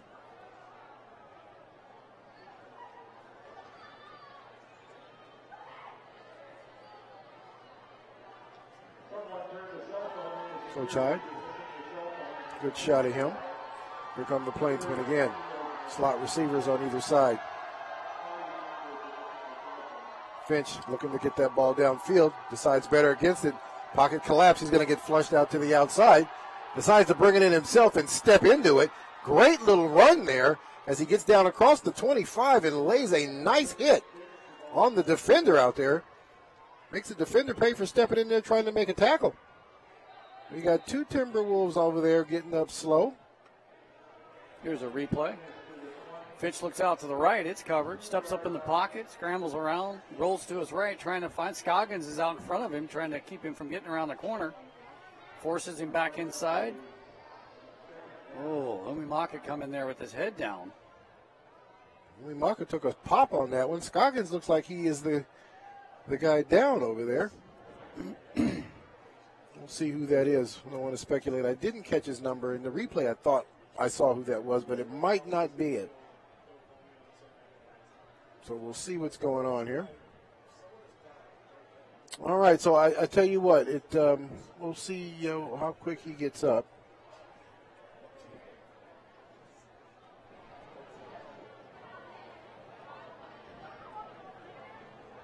Kids are starting to take a. Let's go ahead and take a quick commercial break here, and let them have to deal with this young man, and we'll come back for you guys in just a minute. This is the EPS Sports Network and Eli Sports. Oh, I tell you what, he's up and he's walking, so we're going to go ahead and keep it here. Go ahead and stay here with him. Good. I love to see when they get up and are able to run off on their own steam. So that looks like Scoggins. He's okay. Good deal. Number 18. All right. Just must have got rolled up there a little bit in the scrum. Yep, sure did. And we're glad nobody's hurt, and here comes Evergreen. All right, so with 5:26 and counting. Second down and 5. We hand that ball again to Griffin. Griffin in behind the big blocker, Resnick. And he is going to get down to the 15-yard line. Going to bring up 1st and 10 from the 15.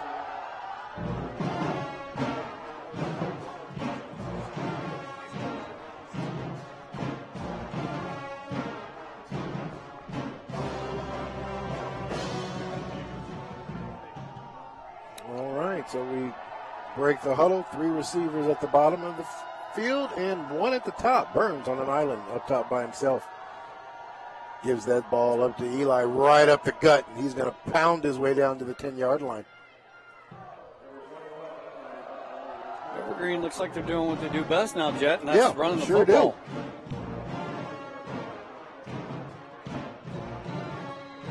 Well, with time at 3:36 and counting. You just didn't want to say Va Leatua. There you go. You can say it. That's why you're the. That's why his name is Eli. You're the play-by-play guy. Right. All righty, here we go. Trip receivers. Finch now hands that ball off to Eli once again. Eli this time is going to take it down across the 5 and down, it looks like to about the 2-yard line. Going to bring up 1st and goal now. Nice run there by Vi Leatua. Yeah, it sure is. Here's the instant replay by Via Leatua. And he gets that ball. Nice little run.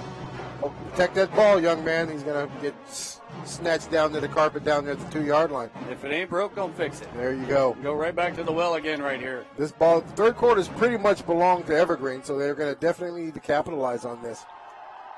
Finch now takes it. And there we go. Touchdown right there by Eli.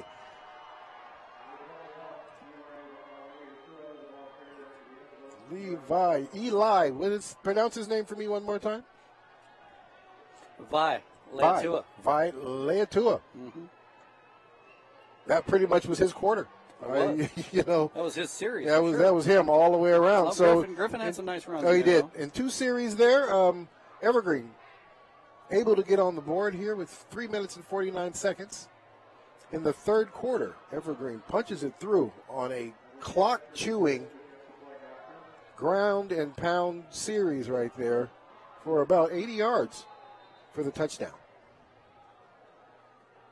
Finch is going to put it in, and it is good. So with 3 minutes and 49 seconds, just about the entire third quarter belonging to the Evergreen Plainsmen. and they did hit pay dirt. They get a touchdown out of this. 22-7. Heritage still on the top. This is the Eli Sports Network and EPS Sports. We'll be right back.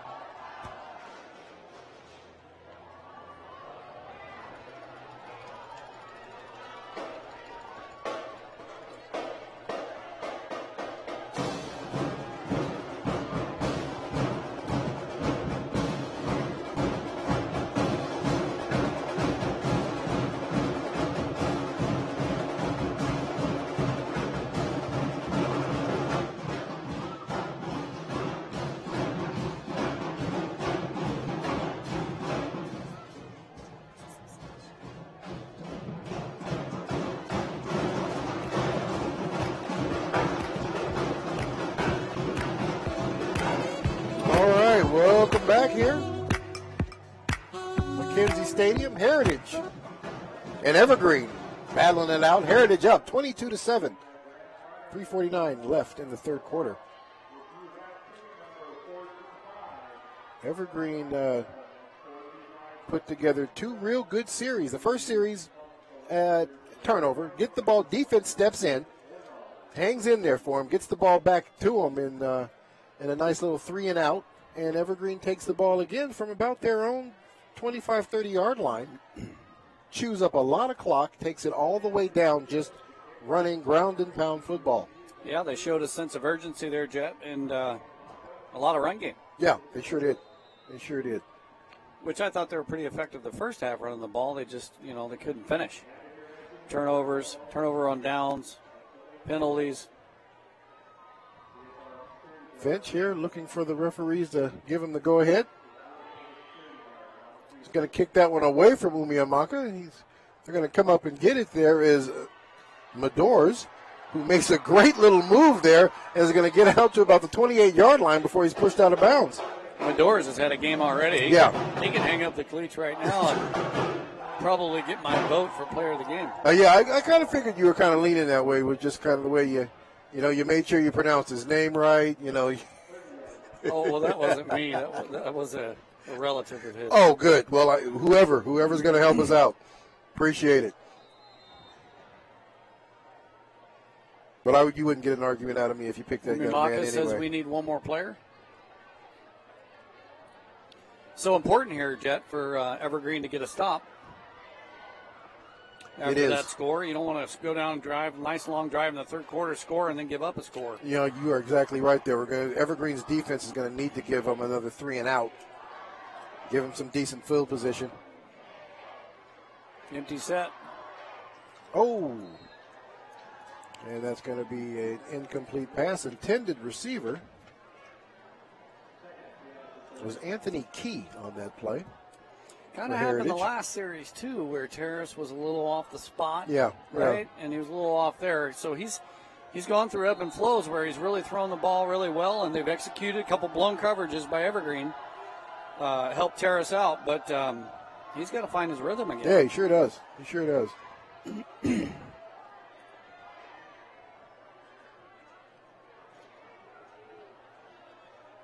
See what's going on here. They've got 3 receivers set up out there on the far side.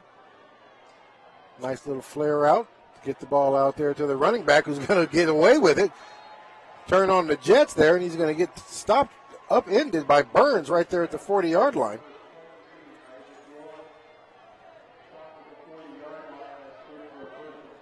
Isaac Roa, the running back on that one. Nice little flare pattern for him.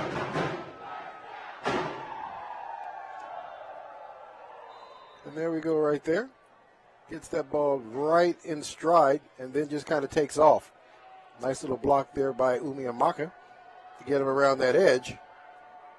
And then Burns upends him right there at the 40. 1st and 10 from their 40. Going to try and hit. Terrace is going to fake one way and try to go weak side. Gets to the outside and is going to make it all the way down to looks about the 49-yard line before he's run out of bounds. Great job making Burns miss him out there as he cuts around that corner. And that looked like a design play there, Jet. Yeah, it did. And it did. Terrace did a nice job making a couple defenders miss because I believe a couple blocks were missed out there on the left-hand side. Yeah, they sure were.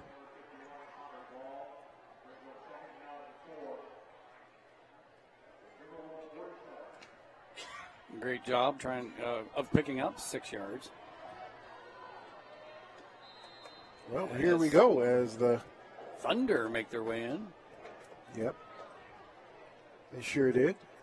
Union showed up just a little while ago, so both teams now for game 2 are on premise.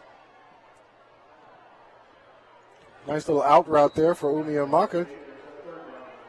Terrace unable to get that out there on him. That'll bring up 3rd down and about 4.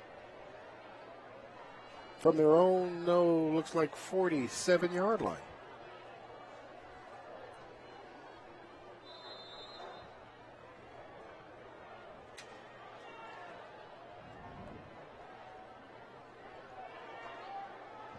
Roa and Kessner check out of the game. Important 3rd down here for the Plainsmen Jet. They need to get off the field if they have. So I see Medors and Stanley now back on the field, lined up in the trips formation out here at the bottom side of the field. Medors coming out of that slot. This time they do hit the flare to Umiamaka.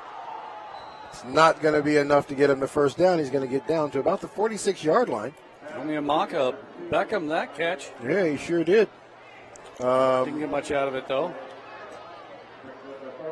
Here's a replay. Little screen pass out to the right, and Umiamaka reaches up with one hand, brings it in. Makes one defender miss. The interesting thing about that play is Medors was open again. He ran out of the slot. There was the linebacker had to let him go because he had to follow anything, and he just ran right up his hash. He'd have been open again. Mm-hmm. That is going to bring up 4th down. 4th down and 5 to go. So going to bring out the punting unit. Burns standing on his own 20. High punt. Fair catch. Thought about it. Changed his mind. Takes a little bit of a Heritage bounce, and it looks like they're going to down the ball right there at the 15-yard line. So with 1:58 left in the 3rd quarter, Evergreen's going to take the ball over. Great another defensive job there by the Plainsmen. We're able to get a 3-and-out there for their team and get their offense back on the field as soon as possible. They can't be as methodical as they were in that last series. They're going to have to score a little quicker than they did the last time. They can still run the ball. They just there needs to be a sense of urgency here. Yeah. So they're going to line up. Trips formation here to the bottom side. Hands that ball off. Right up the middle. He's going to get it down across the 20 down to, it looks like, the 21-yard line. 1:45 left in this quarter.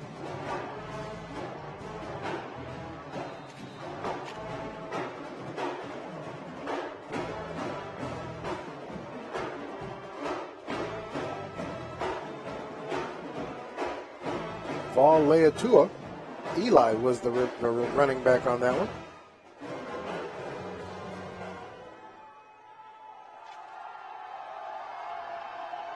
Lines up again. Finch hands the ball off to Vol Leatua again. Leatua right across the 25 is going to get taken down at about the 27-yard line. That will be enough to move the chains. Looks like Evergreen's found that soft spot in the middle, Jet, and they're just taking advantage of it. They have. A minute to go in this first half. They've still got plenty of time to keep running the football. With a minute to go in this 3rd quarter. Yep. Clock stopped there at 1:07. And they're trying to get him. There we go. They should have started winding the clock once the chain's set. Here we go. Down under a minute. Hands the ball off again right up the middle. He's going to get that down across the 30-yard line. Is going to get taken down right there at the 33. Thinking they're going to run this play until they catch somebody napping. Yeah, I think you're right. Action. Clock continuing to move. 38 seconds and counting left to play in this 3rd quarter. Looks like Josh O'Neill checked in for the Timberwolves on the defensive line.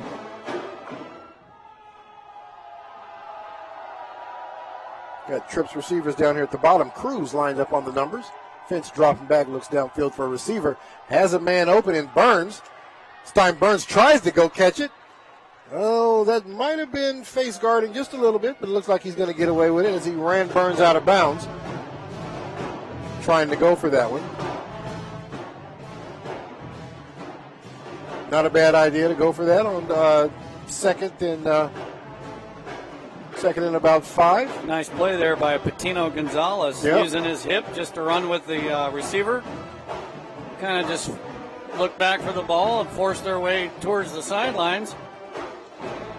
Sure did. Burns comes up a little gimpy on that one. Has to get taken out of the game. Replaced by David Crawford, number 4. So now Crawford lines up out there on the numbers on the island by himself. Hands it off once again to the running back. Oh, who fumbles the ball. Heritage and another big turnover there by the Evergreen Plainsmen when they were seemingly in a position where they were doing good things for themselves. Ball gets ripped right out of Tua's hands as he tries to break that to the outside. Looks like it was picked up by number 21, Mackay Belcha, sorry. An opportunist, right place, right time.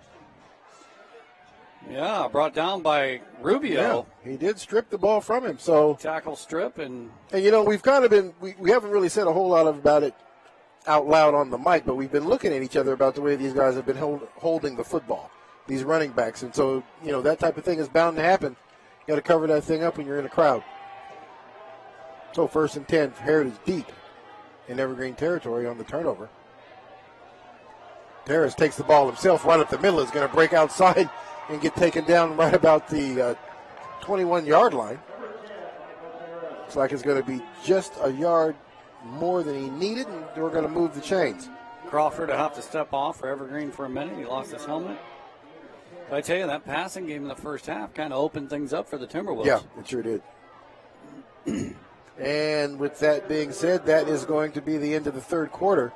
So with Heritage getting the ball on a big turnover and a big strip, they are up 22-7 over the Evergreen Plainsmen, getting ready for this fourth quarter. This is the Eli Sports Network and EPS Sports. We'll be right back.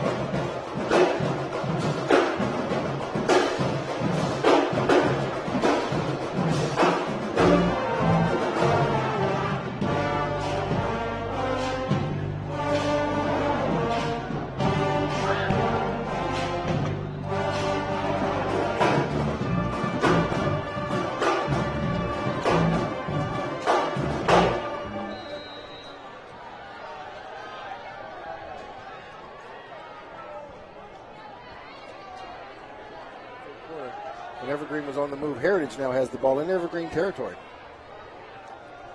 Option play, ran for the first time in this entire game. Didn't work out too well on this one. Umiamaka is going to get caught in the backfield.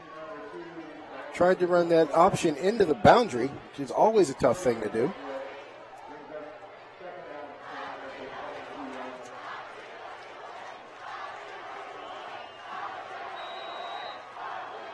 Umiamaka's coming out of the game. Roa goes in to replace him.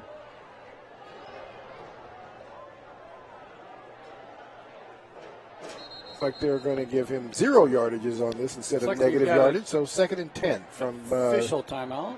The 20. They're trying to get the clock right or the football right, or they're all kind of talking to each other, trying to make sure something's all right and correct on the football field.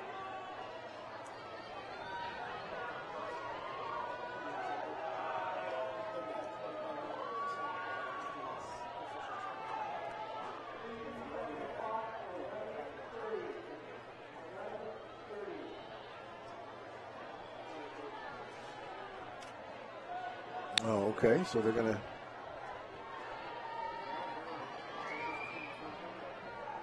All right, so they've moved the clock back to 11:30. Now they wind it. And it looks like we're ready to resume play. Roa, the running back, standing to the right of Tara. Terrace rolling out to his left, tries to get that ball out to, oh, that looks like missed the number on that young man. Oh, okay, Garrison, number 40. Tried to hit him kind of on the roll. I'm not sure if that was a design play or he was just trying to get out of, just kind of move the pocket.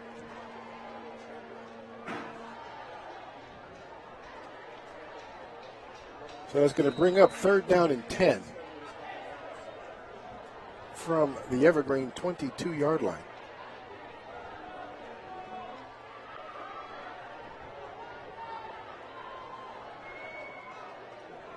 Break the huddle there. So they've got Garrison, they've got Medors, and out there on the far side of the field, empty backfield. Terrace trying to go that direction is going to get sacked right now. But he was definitely looking for Medors out there, who was lined up in the slot position out there on that three-man set. Tillman, Rodriguez, and a slew of defenders were all over him right after he got the snap. Not sure what happened up front, but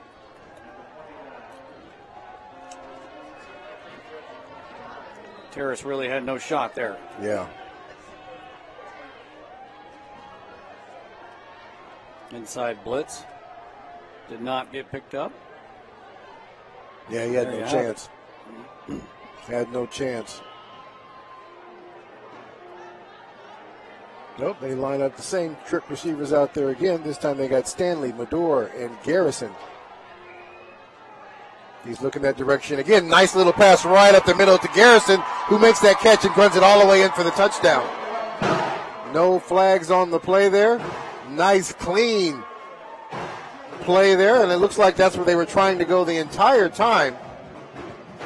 And on a 4th down and way too many, Heritage goes for it, takes the gamble, and the gamble pays off as Garrison catches one right up the seams and runs that all the way in for a touchdown.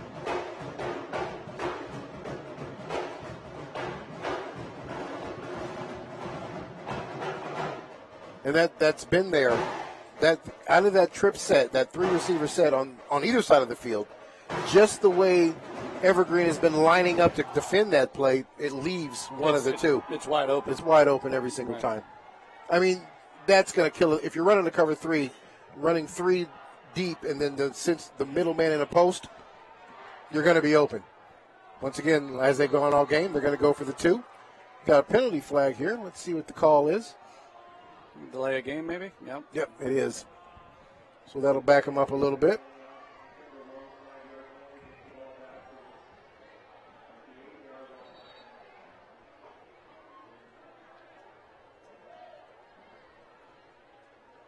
What I want to see out of Heritage, Jet, a little bit in this 4th quarter is a run game. And the reason I say that is it's not going to be dry every Friday night come this fall. And so if we're playing in conditions that are less than favorable, are they going to be able to throw the football like this? That's true. That's true. Not quite sure what's going on, but the official is asking Terrace to leave the field. He's taking his helmet off. I don't know if there's an equipment issue that Scroggins kind of has disqualified him. So we've got Scroggins coming in to play the quarterback as they try to fix whatever's going on with Terrace's helmet. And Scroggins played quarterback in middle school and 9th grade at Heritage, so he's a capable backup. So with the new quarterback and the penalty, now 8 yards away from 2 points. Gets that one out there, tries to throw it to the back pylon, and that's going to be broken up by the defender out there. David Crawford, great little defense out there.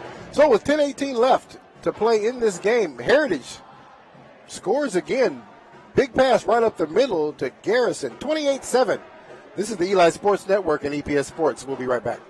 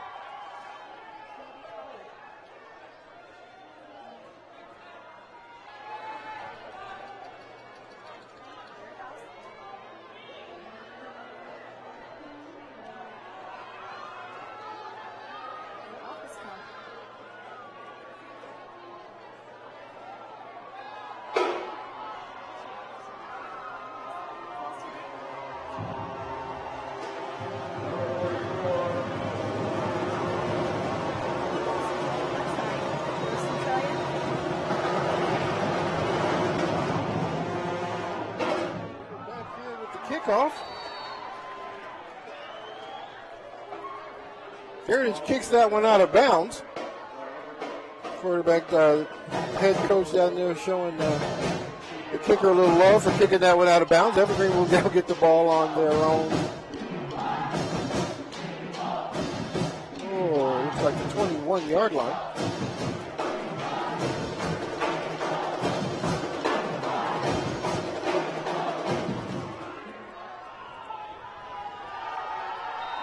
So with the clock stopped at 10:15 in this remainder of this game, Heritage is up 28-7. A little bit more of a sense of urgency for Evergreen. They're going to have to move the ball a little quicker. Not surprised that the first one is going to be a pass. Nice catch there. Griffin. As Griffin goes up and takes that one out of the air right there in midfield for a big play to start things off. He just went up and got that one over the Sure defender. did. He sure did. Here's the replay on that. Fitch just a little 5-step drop and just kind of lets that one go. And let Griffin be the athlete he is, go up there and get that one and bring it down. Great job. 1st and 10 from the 50-yard line. So again, they're going to hand this one off up the middle. Nice 5-yard hard run by Vele Atua.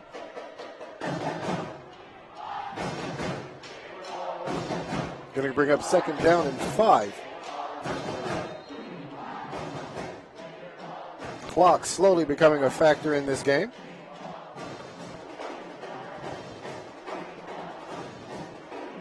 You're going to have slot receivers lined up on either side. Finch drops back looking for a receiver upfield, makes the connection right there to 38. And he's going to drag him down to about the 39-yard line. 41, I'm sorry.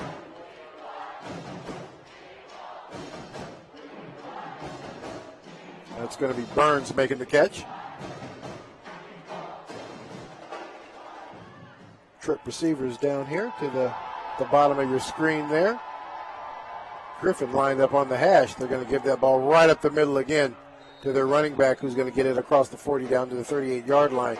I'll tell you, Jeff, between Vailea and Vailea Tua and Griffin, they've probably got close to 200 yards rushing tonight. Oh, I'm sure they do.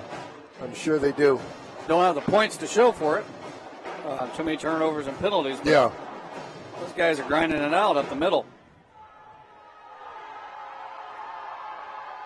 Okay, well, there's a little sense of urgency. I see things moving a little quicker. We're going to send Griffin in motion. Hit him on a fly sweep. Great block there. He's going to try to get the edge. Reverses field. Now turns it back upfield again. Wow, nice run by that young man. He ends up getting about 5-6 yards out of that play. But he was definitely looking for somewhere to go. That looked more like a game of tag than him trying to run the ball there. So, he's just trying to make people miss. Gets upfield. Still swinging that ball wildly. Hopefully that doesn't hurt him here before this game's over. Ball right up. Nice, strong run. Great run there by the running back. Who is that? Number 17. That's a new one. What's his name? Montasati. Montasati. But the second time I've seen him out there run. Very good run. Little different type of runner. Like that. Real good run there. Burns did a good job of just getting in the way out there and allowing the runner to get in there behind him. 1st down and 10 from the 16. Looking for Griffin in the end zone, overthrows him, but he was wide open. Great job by the running back there to pick up that blitz protection. Nice job. And Multasani again.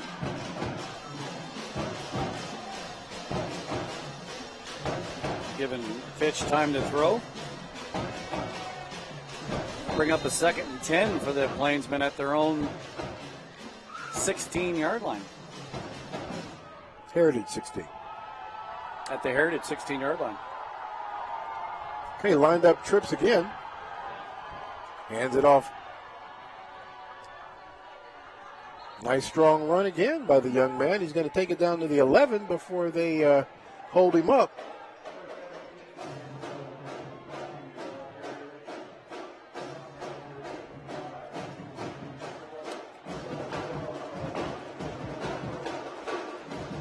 Both those running backs are juniors, so that's promising to see somebody handling the responsibilities like that and know they got one more year to play for you.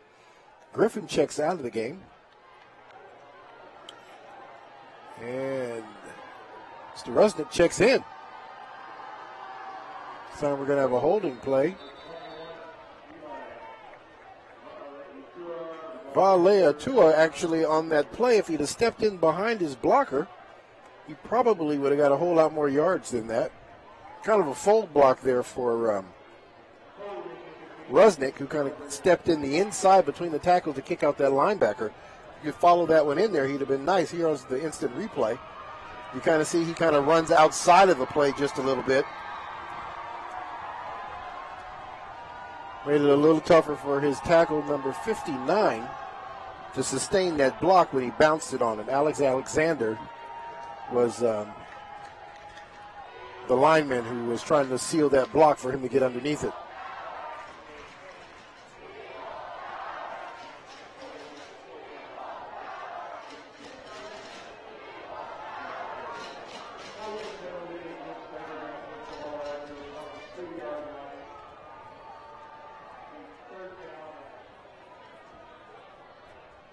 So once again, Evergreen has a penalty that kind of slows down their momentum on a great drive. Backing them up again. It's going to make it 3rd down and 15. Sends a man in motion, steps back out. Finch rolls out. Design rollout play. There's a nice little seal block. Finch is now trying to get the edge and is going to get tripped up and is going to lose even more yardage on the play. So that play looked like it was kind of doomed from the start. Nice play by Rubio there to get to the outside and trip up Fitch. Here's your replay, Jet. So it's kind of hard to see what they were trying to accomplish here. He's looking downfield, nobody open. Scoggins came off his blitz there. Sure did. Yeah, and this just kind of tripped him up as he was trying to get around the edge. This time Finch drops back. Once again, pockets close. This time he goes ahead and lets that ball up in the air. Almost intercepted. Corner out there takes his eyes off the ball as it hits him in his chest and rolls down to the floor.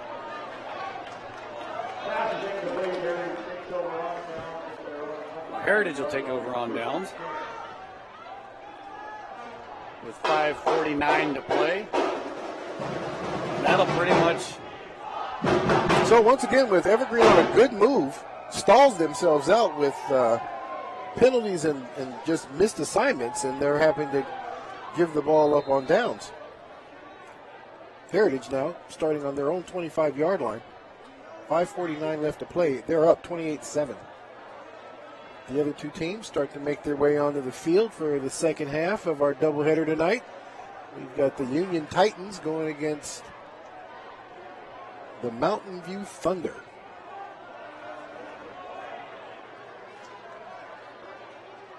Heritage takes the field, sets up in the 3-mans. And it looks like Coach didn't like what he sees. He's going to call a quick timeout. Let's go ahead and take a timeout with him. This is the Eli Sports Network and EPS Sports. 48-7 Heritage. We'll be right back.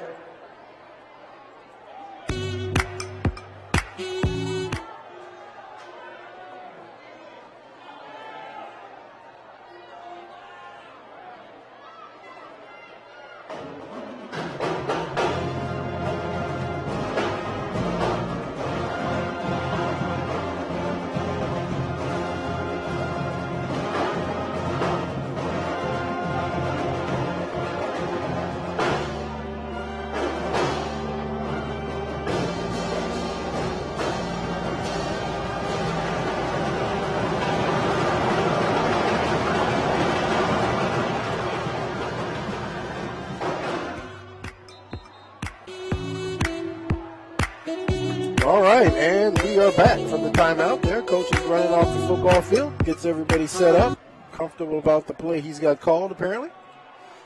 And here we go. We've got Stanley out here on the outside of the trip set. Terrace is looking up the field, has a receiver open just outside of his hands there. There's a new receiver out there. And that looks like that is Malik Belcha.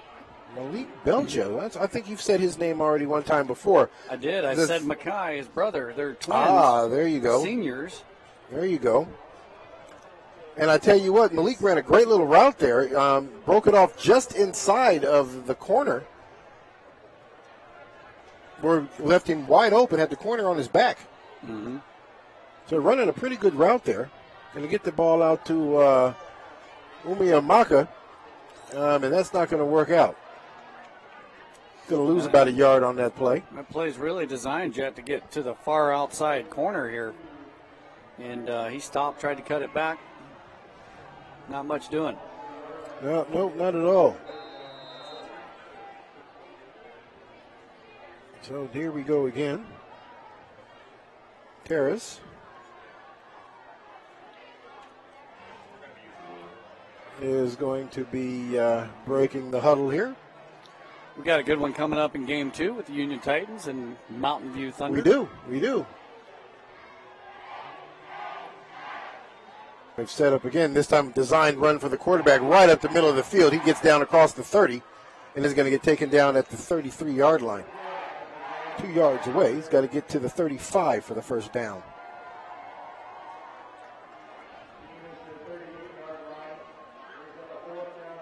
Oh, and it looks like fourth down here, so they're going to go ahead and kick this one away.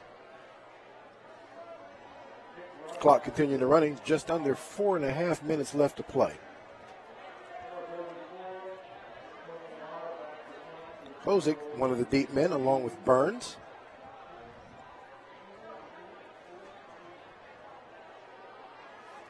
Antonio Mata, the kicker. He's going to just get that one off. Not a very good kick, but it's going to take a nice little roll. And this time, made the mistake of trying to touch the ball. It looks like they were going to try and pick it up. Who was Jordan Olivares picked it up. So another mistake there. I mean, if you're going to touch the ball and you're on Evergreen, pick it up or fall on it. And it looks like he just let it bounce through his hands. Didn't really do much with it and just kind of let the ball just kind of hit him and didn't go down on it. Yeah, I think the mistake, Jet, was bending over here's the replay, trying to pick the ball up instead of just falling on it. Yeah. It was kicked awkwardly. It was moving pretty good. So let's see who this is. That is. Touches it right there. Touches it right there. Great and then job. tries to play like he didn't touch it. So if you touched it, you got to let it go. Oliveras was able to slap that away. Sure was. All right, well, once again, Heritage has the ball again on a middle error by the Evergreen Plainsmen. Design run play. Terrace takes that ball back up the middle. Looks like it might have been an option play he was thinking about running. That outside backer kind of came up a little quicker than he thought and made him take that ball right up the gut. This time Evergreen calls a timeout. Probably, if not anything else, to kind of give that defense a rest. They've been out there a while. I know they don't want to have Heritage put another score on the board with only 3 minutes and 51 seconds. I mean, you kind of want this to be the score, you know. Right. You don't want it to turn into anything, make it sound worse than what it already is. Clock stopped at at 3:51 left to play.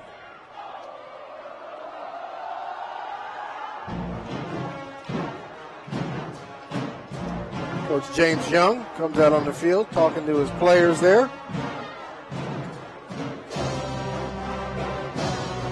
Starting to see some heads hanging there and everybody trying to keep themselves positive about the fact that this is Friday night high school football and you just played a football game. That's something to be fun about. That's something to be positive about right there.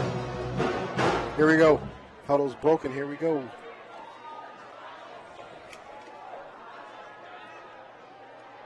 Anthony Key now in the backfield. Terrace decides to take the ball himself. He's going to get up down across the 30. Spins his way out of bounds and is going to be taken down at about the 20-yard line.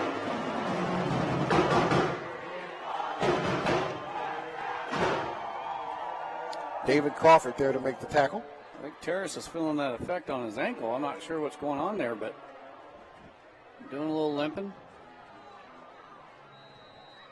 Umiamaka checks back in the game for Key. Then Keys comes back in the game. Looks like he's going to go get a different receiver.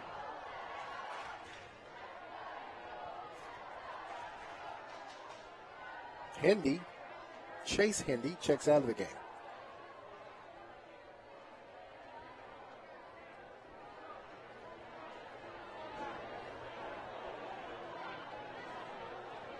So they set up once again, 3 receivers set.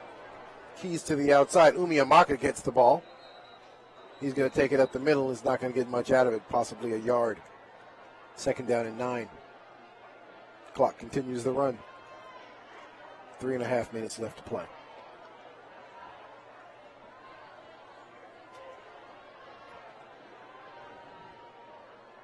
I don't think Umiamaka thought he was down on that play. No, it thought he spun out of that and his knee didn't hit.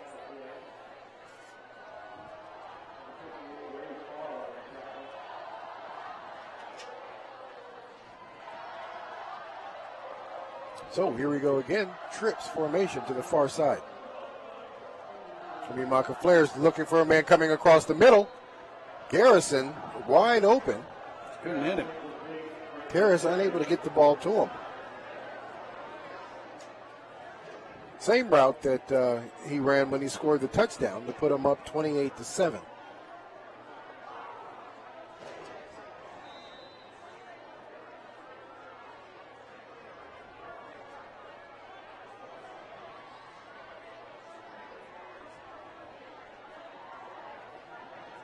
So they're going to go ahead and break the huddle. Trips formation again, same familiar formation.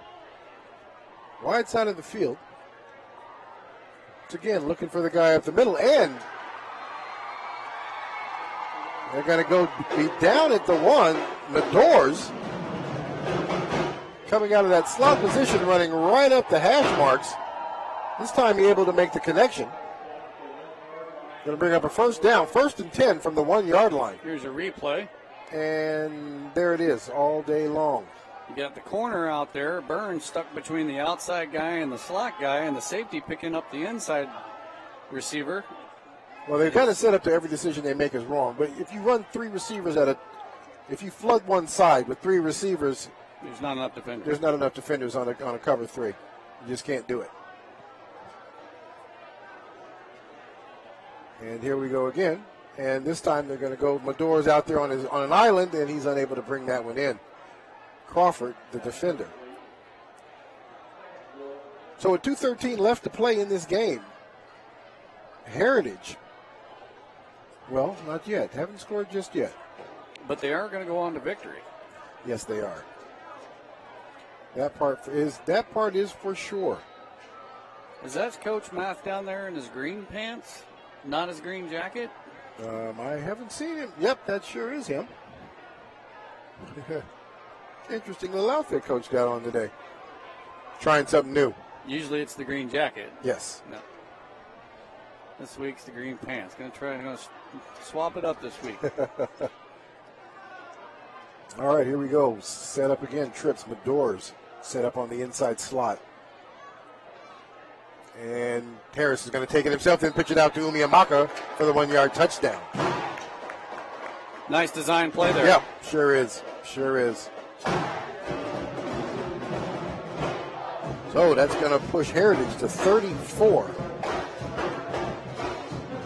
Well played, balanced game by the Heritage Timberwolves tonight.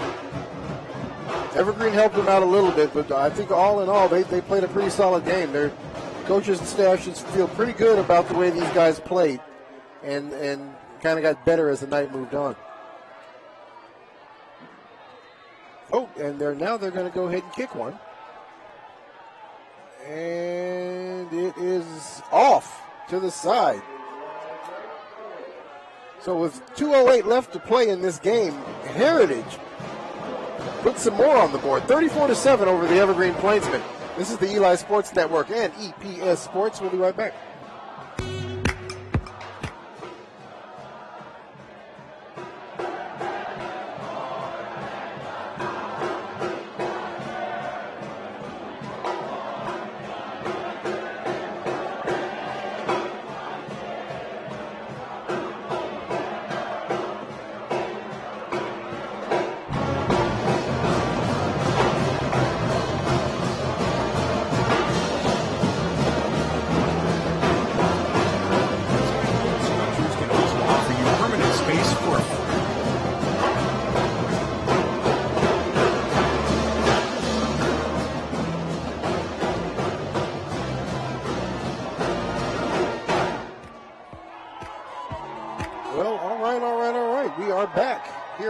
Stadium. The Timberwolves over the Plainsmen 34-7. Down to the last 2 minutes of play for this game.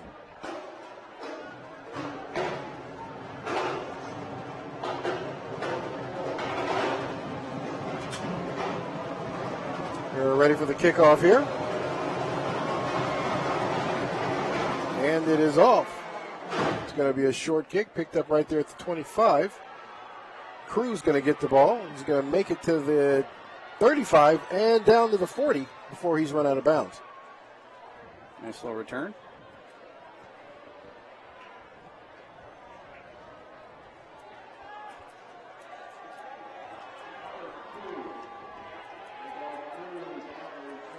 So clock down to the final 2 minutes of the game as Evergreen takes over the ball on their own 41-yard line.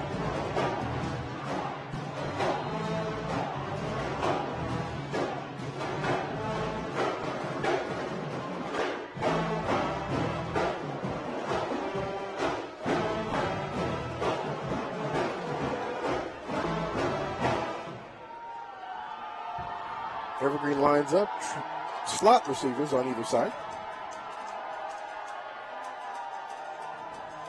Vince drops back, gets that ball off, and is going to overthrow his receiver. Looks like that might have been set up in the way the linemen are all downfield. Looks like that might have been set up as a screenplay that didn't work out the way he wanted. So it's probably a good thing he didn't complete that pass, because there would have been penalty flags all over the place because the offensive line was already 6 yards downfield.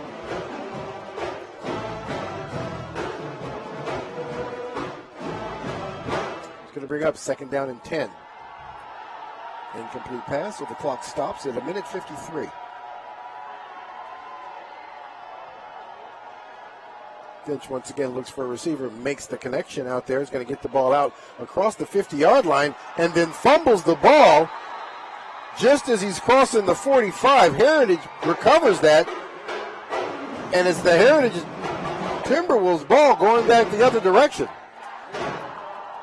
So just mental mistakes are just happening left and right for Zephan Zabik came up with that fumble recovery. Sure He's did. a happy young man. And here we go right there. Number 16, Luke Allen, makes a pretty good run here. Makes some people miss and then just gets the ball just slapped out of his arms by number 44, Mata. Creates the fumble. So great defense once again by the T-Wolves. Got a timeout here on the field. We'll keep it right here. Good effort tonight by the Timberwolves. It is. Very good effort.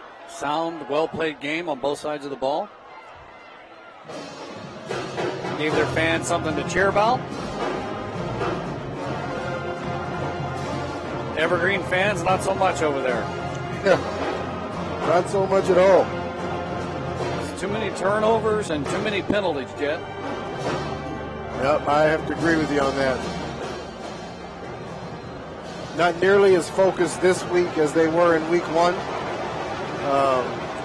They still are, still a good football team. Still some real good things happened out there. The mental errors. For our viewers out there, the score is 34 Heritage, 7 Evergreen, with 1:44 to go in the fourth quarter.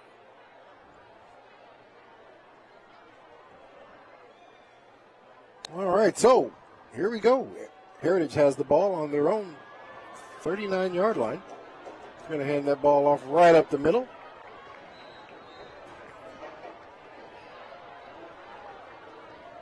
I think both teams will be happy just to run this out. Yeah, I would imagine so. Nobody's hurt, so let's not get anybody hurt. Isaac Roa handling the running back responsibilities. Clock continuing to run. At the conclusion of this game, we'll wrap it up with a quick halftime show and get right into our pregame show for Game 2. Yep, we sure will. Postgame, too, by the way, not halftime.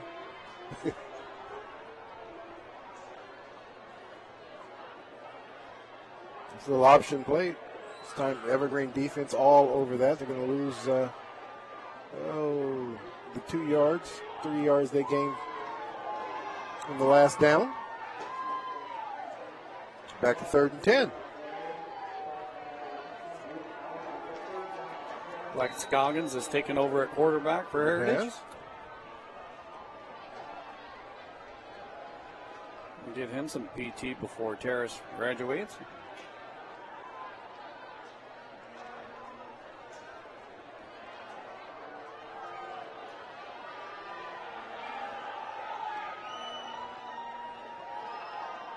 Okay, well, they set up again. Slots formation on either side.